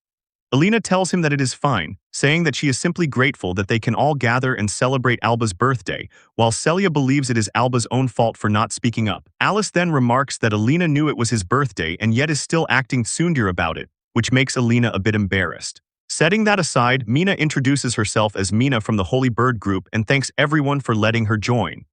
Alice and Ulysse also introduce themselves, with Alice saying that it is more fun when everyone is together, a sentiment Mina agrees with as she thanks them. Alina then expresses her relief at seeing Mina doing well, and Mina thanks her in return. Alina adds that the Persia family stands on the side of the Lupica family, so Mina is free to rely on them whenever she needs, which Mina accepts with deep gratitude. Although they have already met, Celia introduces herself again and greets Mina, who thanks her once more. While everyone continues talking, Alba still tries to maintain his distance, as he plans to avoid getting involved with the main characters as much as possible. As he is lost in thought, Celia calls out to him and says that she has properly prepared something for him. What she presents is his birthday cake, although Alba still has not changed his mind. He believes that sometimes it is fine to forget about everything and simply immerse himself in the moment. Celia then walks toward him, telling him to make a wish while blowing out the candle. He accepts, closes his eyes, and wishes to live peacefully forever from now on. However, before he can even blow out the flame, Celia suddenly loses her balance and the cake is smashed straight into Alba's face.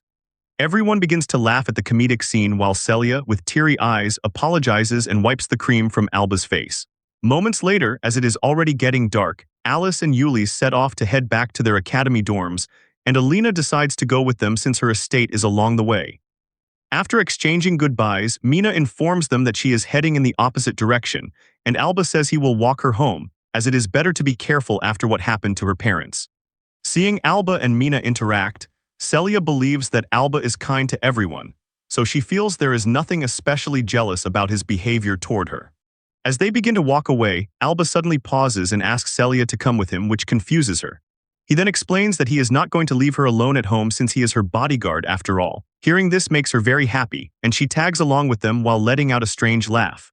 Moments later, along the way, Alba asks Mina whether she is home alone, to which she replies that knights have been assigned to protect her. Hearing this, Alba expresses relief, while Celia tells Mina that she is free to visit them anytime if she likes. Alba agrees and adds that if Mina ever gets into trouble, she should let him know, and Celia agrees as well, saying she will cooperate too. Upon hearing this, Mina pauses and seems as if she wants to say something, but then she stops and says it is nothing, informing them that they have arrived at her estate before thanking them both. With that, they say goodbye to each other, and on the way back, Celia points out that Mina seemed like she wanted to say something. Alba sensed it too, but he believes that if anything were to happen, she would let him know since they are friends, and Celia agrees. With that settled, Alba asks if they should head straight home, to which Celia agrees but points out that it has gotten dark. Hearing this, Alba covers his body in lightning and tells her not to worry, and she is surprised by how bright it is. Alba then explains that it is not only bright but can also be used to sense suspicious presences, which he finds very handy. Just as he says this, he senses someone nearby and intensifies his lightning while demanding to know who is there. This confuses Celia, and she asks what is wrong, but Alba remains on guard. He explains that he felt like someone was watching them, though Celia points out that there is no one around. Even so, he continues to look around, wondering if whoever it was has already left. In reality, that person has not left at all and is watching them from afar, finding Alba to be a tricky one for being able to notice the colorless camouflage ability. The mysterious individual believes that if his sister Yura were here, she would say that this was to be expected of a Criana Academy student. Even so, he thinks that Alba and the others are still just kids. As the person's face is revealed, he remarks that they will have to wait a little longer until the young lady's beast-generating magical power is ready. And when that time comes, it will be the moment for their god-killing to begin, telling the students to do their best to live out their youth until then. A few days later, one of the most important events at Criana Academy, known as Whispers of the Ruin, is about to begin.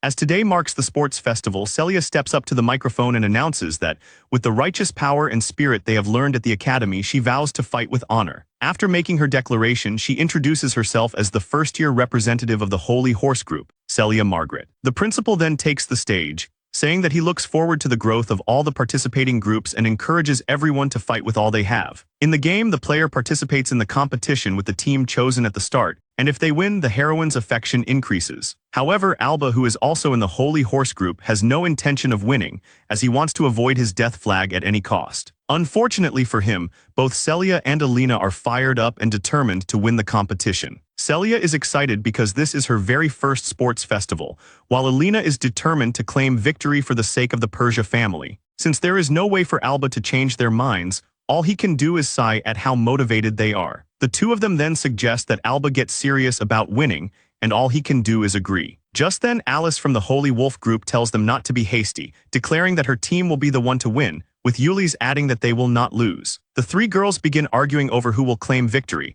while Alba comments that it is standard for the protagonist of the story to win, which confuses Yuli's. Mina from the Holy Bird Group then calls out to Alba, saying that she will not lose either and greets everyone. Alice responds that she will be going all out, and Celia adds that today they are all enemies. Alina suggests they have a fair match, to which Mina agrees, saying she wants to make good memories. Everyone agrees, though Yuli's points out that the Holy Bird Group possesses high magical power, so they cannot afford to let their guard down. As he says this, a girl behind them suddenly begins giggling, startling everyone.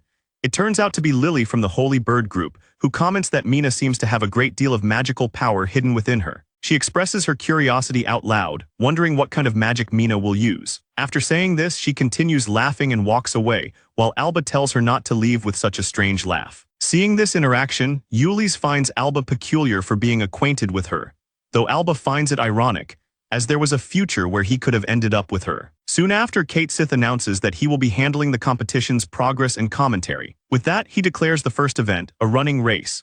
The rules are simple. In this race, magic is forbidden as it is a test of stamina. At the announcement, Mina, Celia, and Alice prepare to race while their group members cheers them on. When Kate Sith signals the start, they all burst forward, with Alice taking the lead while Mina and Celia follow behind. Alice then mentions she is this fast because she grew up racing with Yuli's in the mountains. Meanwhile, Alina looks around and notices that Alba is nowhere to be seen, making her question where he has gone.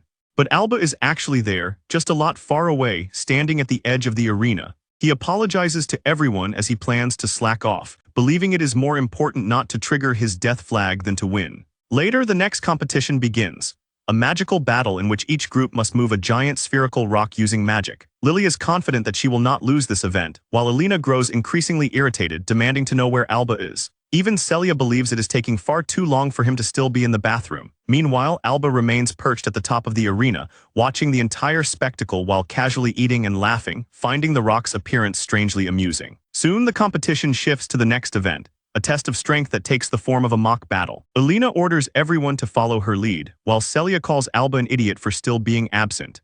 Yuli's tells them not to be afraid and urges them to charge forward. Just as he says this, Kate Sith announces that the weapons being used are soft, magical sticks, explaining that even if they strike someone, they will only cause temporary numbness, so there is no need to worry. Hearing this, Mina grows nervous and suggests that they do their best simply to survive, while Lily admits that she is not very good with weapons. As the battle begins, it descends into complete chaos with everyone clashing at once, some participants even swinging their weapons blindly. From his vantage point above, Alba watches the scene unfold and finds it an utter mess, with the sole exceptions of Yuli's and Alina. In the midst of the fighting, Yuli's remarks that Alina's overwhelming presence is exactly what he expected, sounding impressed, while Alina notes that, although his skills are less developed than hers, he compensates with remarkable natural talent. Alba observes that Yuli's is finally beginning to act like a true protagonist, since fighting Alina is one of the original plot points in the game that increases her favorability toward him. However, just as that thought crosses his mind, he recalls the rest of the story.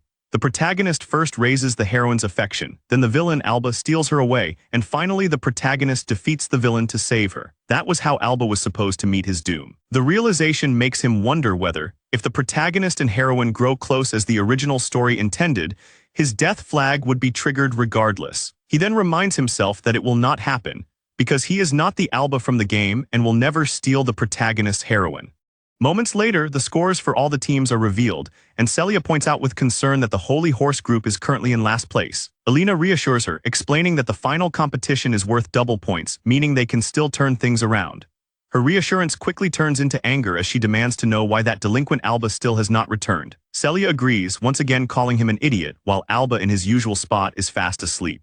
Kate Sith then announces the final event, a mixed-gender pair obstacle race in which participants are allowed to use stamina, magic, and strength to overcome the obstacles and reach the goal. He begins announcing the representatives, starting with the Holy Horse group, Alba and Celia. Celia is shocked that Alba has been chosen, while Alina immediately tells everyone to go find him. Next, from the Holy Wolf group, Alice and Yuli's are announced, both clearly excited. From the Holy Bird group, Mash and Lily are chosen, and while Lily looks annoyed, Mash nervously declares that he will do his best. As everyone searches for Alba, Kate Sith goes straight to him and tells him that he cannot keep slacking off. Forced to rejoin his group, Alba is met with scolding and boos from everyone around him, yet despite it all, he still has no intention of winning. Kate Sith then announces that the girls must carry the baton and overcome the obstacles to reach their partners, while the boys who receive the baton must clear their own obstacles and race toward the goal. After explaining the rules, he tells everyone to get ready and signals the start of the race. As the race begins, all three girls sprint forward while their partners cheer for them. Alba does not cheer. Although he finds it somewhat sad, he remains determined not to win. Just then, the first obstacle activates as a magic circle forms on the ground. As it activates, countless hands emerge from the circle, and since Alice is in the lead, she is the first to be caught. Kate Sith explains that the magic circle binds opponents with magical hands, which Alice finds absolutely disgusting. While Celia nervously does her best to avoid being grabbed, Lily simply stands still, calling the obstacle cheap as she begins chanting a counterspell. She summons the 4 elemental spirits, each one easily dealing with a set of hands and clearing a path forward, impressing Kate Sith. Alba is impressed as well, muttering that it is not bad, though Yuli's quickly corrects him, saying it is far more than that. He explains that everyone has innate strengths and weaknesses in their magical attributes.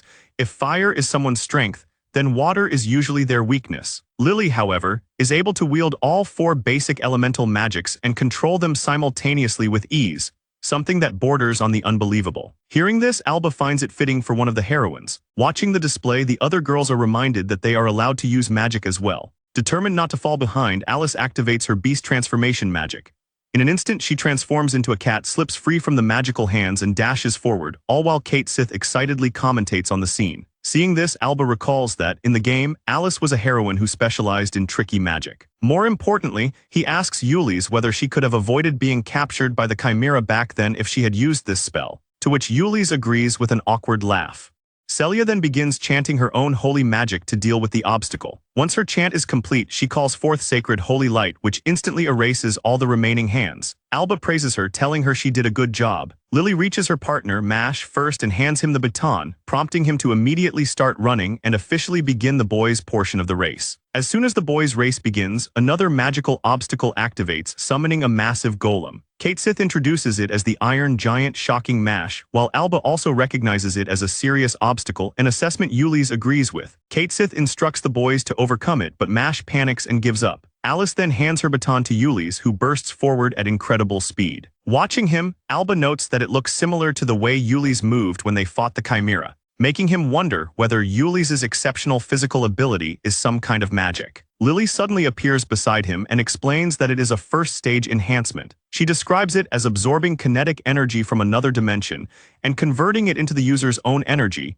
creating a strengthened body that scales with skill level. As she finishes her explanation with a giggle, Alba thinks to himself that she becomes noticeably livelier whenever the topic turns to magic. Just as the golem attacks, Yuli's swiftly dodges the blow and leaps over it. Witnessing this, Alba recalls that this first-stage enhancement ability also existed in the game and was the secret behind the protagonist Yuli's strength. While he is lost in thought, Celia finally reaches him and apologizes for being late. However, instead of taking the baton and running, Alba simply stands there. Seeing this, Alina yells at him not to space out and warns that if they lose, she will reveal his true identity to everyone. Hearing this, Alba is shocked and realizes he cannot afford to have his cover blown. He immediately activates his lightning ability and zooms away. While Celia feels relieved, the surrounding students begin asking Alina what Alba's true identity is.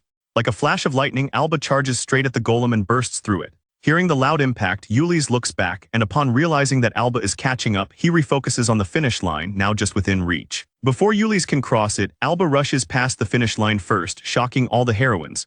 He stops so abruptly that a massive cloud of dust erupts around him. Yuli's clicks his tongue, thinking that he should have pushed himself even harder, but he admits that Alba is incredibly strong and begins to see him as a rival. Alba, on the other hand, is far from happy about his victory. Later, Kate Sith announces the final results, declaring the Holy Horse Group the first-year champions. Celia and Alina are overjoyed.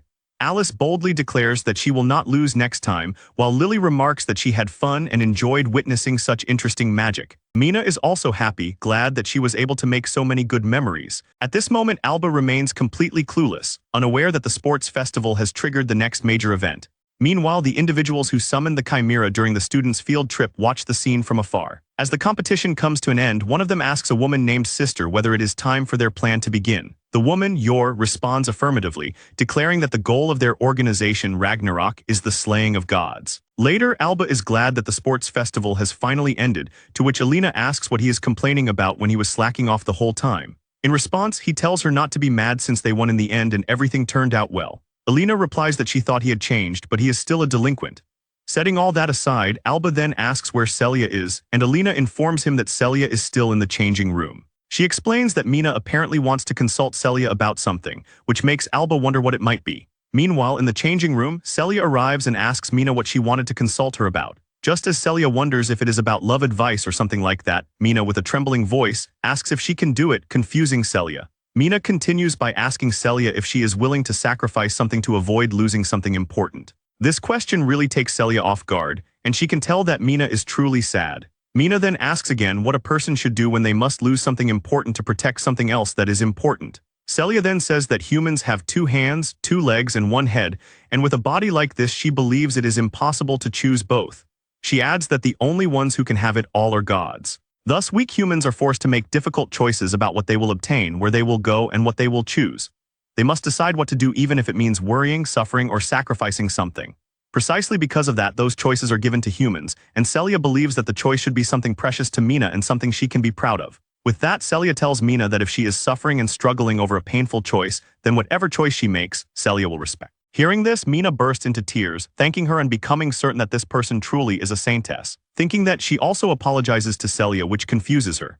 Just then, a large man wearing a black cloak suddenly appears behind Celia and grabs her, saying he has finally found her. Shocked and confused, Celia asks the man who he is and then calls out to Mina, who replies by apologizing. Mina breaks down crying, saying she had lost her mother and father and does not want to lose anyone anymore. As she apologizes again, Celia realizes that this was a painful decision for Mina. The giant man then informs Celia that he is going to take her to their organization named Ragnarok. Meanwhile, Alba waits outside the school when Yulis and Alice run into him and ask why he has not gone home yet. He explains that he is waiting for Celia, and since she is so late, Alina has gone to call her. Hearing this, Yulis asks if something is wrong while Alice makes fun of the situation. Just then, the 3 of them feel an immense surge of powerful magical energy, startling them. But that is not the end, as they are even more shocked to see a giant elephant monster suddenly appear inside the school. While Yulis and Alice are shocked by the sight of the giant elephant, Alba recognizes it as the legendary monster that appeared in the game and the one that killed him multiple times, the behemoth. The principal then quickly instructs the teachers to evacuate all the students. The principal wonders if it is a coincidence that it caught them off guard right after the festival, but judging by its sudden appearance, he also wonders if this is what he thinks it is.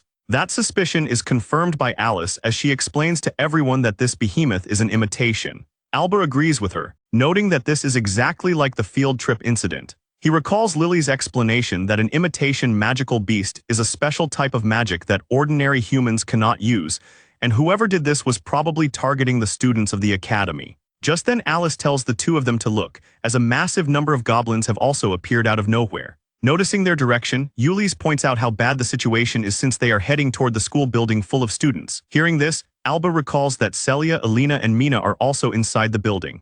Extremely worried, he immediately activates his lightning magic and dashes through the crowd of monsters. Meanwhile, the main perpetrator who summoned the monsters, a woman named Yoru, stands atop the giant elephant and commands it to go wild. Back in the changing room, the giant man holds an unconscious Celia in his hand, and beside him stands a girl wearing a cloak who appears demonic. The giant man comments that thanks to Yoru's power, there is a huge commotion outside, to which the demonic girl agrees, saying it is all according to plan. Just as the giant man suggests returning with Celia as planned, Alina suddenly appears and attacks him, ordering him to let go of Celia. While the giant man tears up saying this was not part of the plan, Alina, who attacked him, wonders what he even is as his arm feels like solid rock.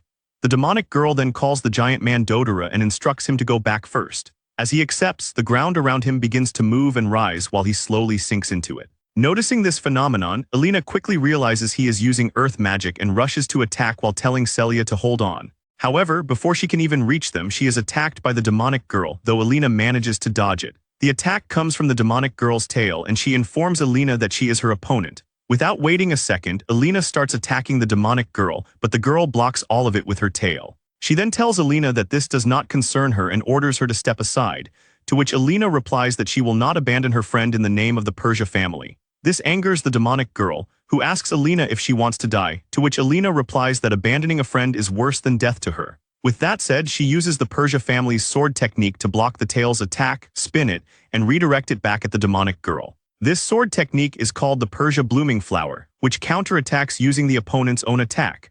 The demonic girl realizes that Alina's skill surpasses even that of the kingdom's knights. As Alina rushes at her, the demonic girl wonders if she is about to meet her end at the hands of this talented woman. Alina then stops her sword right at the demon's throat, prompting the girl to ask why she stopped. As the demonic girl points out that Alina could have pierced straight through her throat, Alina tells her again not to insult her. With that said, she sheathes her sword and repeats that she will not abandon her friend. As the demonic girl stands confused, Alina says that even though her appearance is different with black hair, horns, and a tail, she can still tell. With that, Alina calls the demonic girl Mina, and from her reaction it is indeed her, while Alina firmly tells her that she is her friend. Hearing this, even after everything that just happened, Mina bursts into tears, while Alina with a warm smile says she is on her side and asks her to explain what is happening. But just then someone strikes Alina in the neck, causing her to lose consciousness while she realizes there was another person present. It turns out to be the man who had been stalking them at the birthday party using his colorless camouflage ability. He then tells Mina that he has come to pick her up,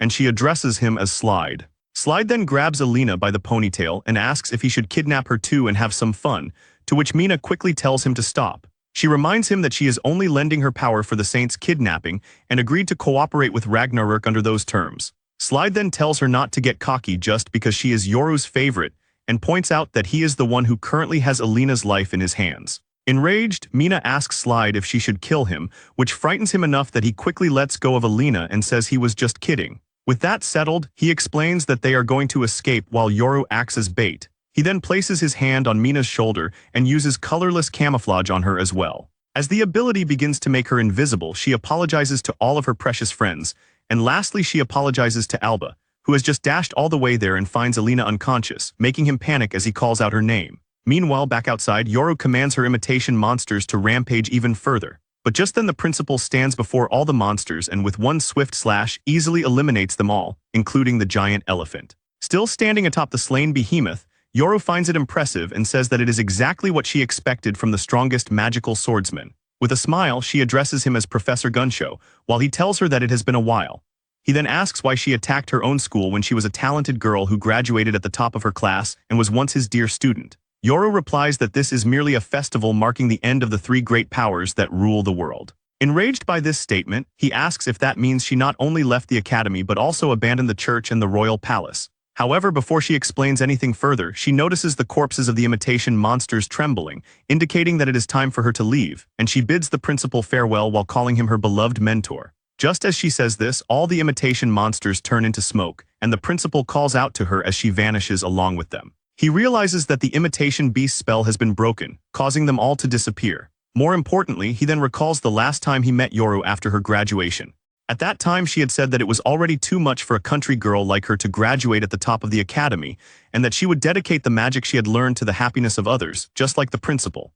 Remembering this makes him wonder how she ended up like this and why. Meanwhile, in the academy's infirmary, Alina suddenly opens her eyes and sits up while Alba asks if she is okay. He then asks what happened to Celia and Mina, and hearing this causes Alina to quickly recall the events and inform him that Celia has been kidnapped. This news shocks him, while Alina explains that a large man wearing a black robe with rocky skin burrowed into the ground and took Celia with him. This enrages Alba, as he was supposed to be Celia's bodyguard, and he apologizes while promising that he will never forgive the culprits. Alina then also informs him that the giant man's accomplice was Mina, which shocks Alba even more.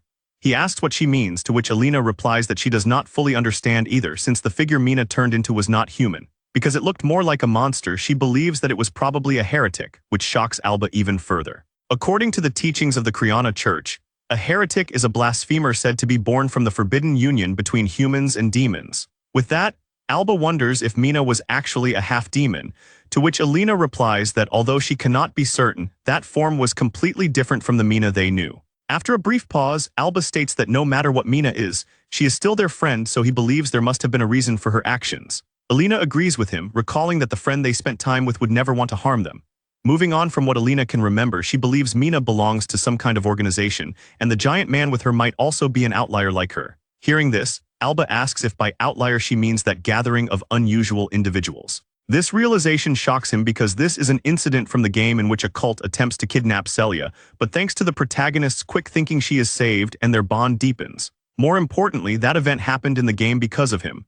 That scenario was supposed to be caused by the villain Alba's cooperation with the cult, yet this time he is not involved. As he wonders why it still happened, he suddenly realizes something. He suspects that because he was not involved, Mina, a supporting character unrelated to the main story, was chosen to fill the void left by the villain. He then asks Alina if she saw which way they went or if there is any clue, to which she replies apologetically that she was caught off guard and fainted. But just then someone says that there is a clue, shocking Alina since there is no one else beside the two of them. Alba, however, instantly realizes who the voice belongs to, and as the person dispels the magic and reveals herself, he tells her that peeping is a bad hobby. That person turns out to be Lily, who apologizes, saying she missed the timing to call out to him and ended up listening to the entire situation. As Alina stands confused, Alba explains that Lily can use magic to become invisible, which shocks Alina because it is said to be an ancient magic that was too difficult and had been lost. Lily then introduces herself to Alina and says that she was watching her fight.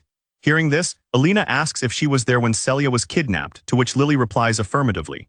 Confused, Alina asks why she did not help, and Lily explains that she did not know which side was right, since there was a possibility that Mina was in the right and Alina was wrong. Alina finds this extremely rude and declares that she would never tarnish the name of the Persia family. Alba then tells her to calm down, explaining that Lily is simply too laid back. With that, he asks Lily if there really is a clue, and Lily confirms that there should still be one in the girls' changing room. Glad to hear this, he asks Lily if she will come with him, to which she agrees. Alina also wants to go with them, but she still seems to be in pain, so Alba tells her not to push herself and to stay in the academy. Even though everything is total chaos at the moment, he instructs her to explain the situation to everyone.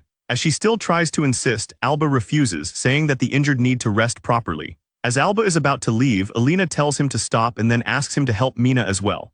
She tears up as she explains that before Mina left she was crying, and Alina could not help her with her power, apologizing for it.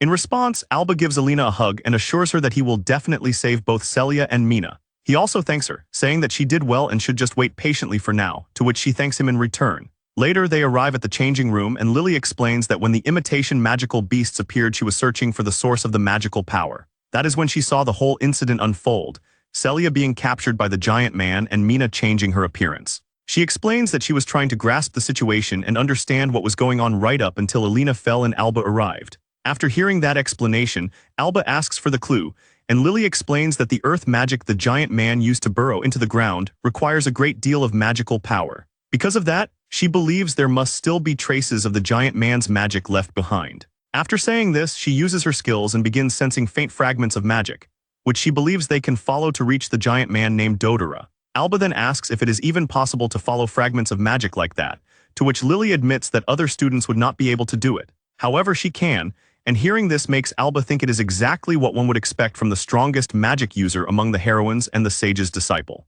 With that, he asks if she will lend him her power to help a precious friend. Logically, Celia not being there anymore would be the better outcome since it would allow him to avoid death flags, but even so he chooses to follow his heart. Lily then agrees to help him, saying that she also believes it is absolutely the right thing to do. Meanwhile, someone is running through the mountains near the city of Criana, and that person turns out to be none other than Yuli's. However, he did not come alone, as Alice is with him in the form of a bird after Yuli's suddenly started running toward the mountains. Yuli's then apologizes, saying he found it, which confuses Alice as she asks what he is talking about. He explains that when the headmaster was facing the behemoth, he noticed someone standing on top of the monster, leading him to believe that person was the one who attacked the academy. Then when the magical beasts disappeared, he saw Yoru fly away from the behemoth and immediately began chasing her. After hearing this, Alice asks if he managed to find where the culprit is. However, Yuli's reveals that he was unable to catch up and was instead left behind. Alice is shocked to learn that Yuli's was outrun, and even he admits that he used his first stage local improvement to chase the culprit. This makes him believe that the person who attacked the academy is not a half-hearted opponent. As Alice suggests that they should head back to the academy, Yuli suddenly notices fresh footprints which he believes belong to the culprit. Alice then tells him to leave it to her and transforms into a dog. She begins sniffing the footprints and suggests following the scent to reach the culprit. Yuli praises her, saying she did a good job, and the two of them begin following the scent. Meanwhile, in the same mountain range, Alba arrives with Lily on his back, carrying her at lightning speed. As they continue following the magical traces, Alba asks if they are close and Lily confirms that they are. Hearing this, he tells her to hold on tight because he is about to speed up again, to which she agrees. As they get closer and closer, Alba internally tells Celia to wait just a little longer for him. Meanwhile, inside what appears to be a ruined temple, Yoru announces to all the members of Ragnarok that the saintess has been captured, and upon hearing this, everyone begins chanting her name. In that same place, Celia is being kept captive behind bars, and as she slowly regains consciousness, she calls out Alba's name. A few moments later, Celia regains consciousness and, looking at her surroundings, questions where she is. After carefully observing her environment, she realizes she is in a prison and recalls that she was abducted by Mina and the giant man. Just as she is thinking this, Yoru appears before her cell and asks if she is finally awake, startling her. Yoru then introduces herself as the leader of the organization Ragnarok that brought her here. Shocked and terrified upon learning this, Celia trembles as she asks why and what the purpose is. Yoru replies that it is a festival, confusing Celia, who asks what festival she means. Yoru explains that it is a festival where Celia is an honored guest, which only deepens her confusion as she wonders what on earth is going on. Yoru then reveals that the festival is Kamigoroshi, the slaying of gods, shocking Celia. She goes on to explain that she intends to kill the goddess of fate that the Criana church worships, reasoning that people worship a god who never shows its face and barely watches over the world, never extending a hand to the starving, the weak, or those wavering on the brink of death from illness, while those drowning in desire, indulging in conflict and greed, remain untouched. With that, Yoru asks Celia if such a god is not like some discriminatory bastard.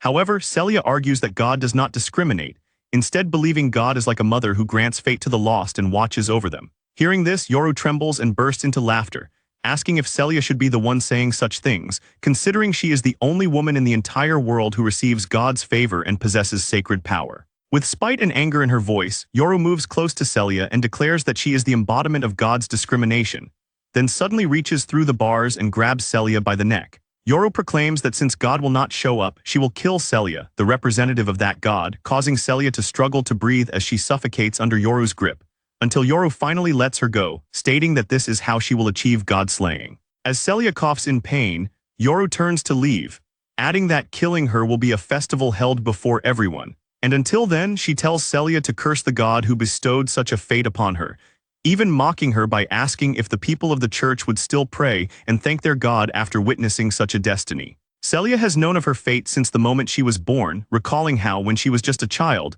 her father informed her that she had been granted the blessing of the goddess's sacred power, but also warned her that with that blessing came the fate of enduring harsh trials, telling her never to falter before this destiny and to use her power for the good of the world and its people, which the young Celia had happily accepted, though she had never imagined the horrors she would face. With people targeting her and so many lives being lost protecting her, Since then, she has understood that she is a saintess destined to live alongside constant hardship, yet she had nearly forgotten this because someone once told her that if a fate makes her cry, she should run from it, and if there is nowhere to run, then he will become the place she can run to. That person was Alba, who rescued her from such a fate and has remained by her side ever since. Just as Yoro is leaving, Celia reflects that although she is grateful for her fate, there is someone who taught her it is acceptable to resist an unwanted destiny, and thus she refuses to die here and refuses to accept such a fate. However, Yoro does not agree with her and states that she will kill her regardless and offer her to the god. Celia asks why, arguing that killing her will not change anything as the gods will not die, to which Yoro agrees but adds that she can still make them suffer, claiming she can inflict upon God the pain of losing someone they love her. Celia is utterly shocked as Yoro leaves, laughing that she will give the discriminatory ruler a taste of their own medicine. After she departs, Celia breaks down in tears, realizing there is nothing she can do now. Meanwhile, Alba and Lily arrive before the temple, observing it from atop a cliff, and to confirm, he asks Lily if this is the place, to which she replies with certainty that the ruined temple is the hideout of those who kidnapped Celia. She then asks if they will go in right away, but he declines, saying they will not enter from the front. From the game, he remembers this place and knows that charging through the main building will lead them into serious trouble, as it is filled with traps and enemy ambushes. In his previous life, he had died countless times in the Criana Fantasy game, so he had looked up the solutions online, and thus he informs Lily that there should be an entrance on the opposite side of the temple, and they will enter from there. Upon hearing this, Lily asks how he knows, and he quickly looks away nervously, saying he heard it somewhere. Moving on, he convinces himself that this is a solvable scenario from the game and that Celia should be safe, but he cannot deny that something irregular, something not part of the game, is happening now, with Mina becoming a collaborator with the cult. As he thinks about it, he recalls a crying Alina asking him to help Mina as well, and he promises himself that he will do so. Then, thanking Lily, he tells her that he can handle things alone from here on. However, Lily refuses, reminding him that she told him she is interested in him, and with a smile, she adds that she wants to help and see more of his rare magic. Seeing this behavior, Alba realizes that his affection level with Lily has risen, which is not good as it significantly raises his death flag, but he accepts her help anyway, as his main focus right now is saving Celia and the others. And with that, he carries Lily once more and uses his lightning steps to swiftly infiltrate the temple.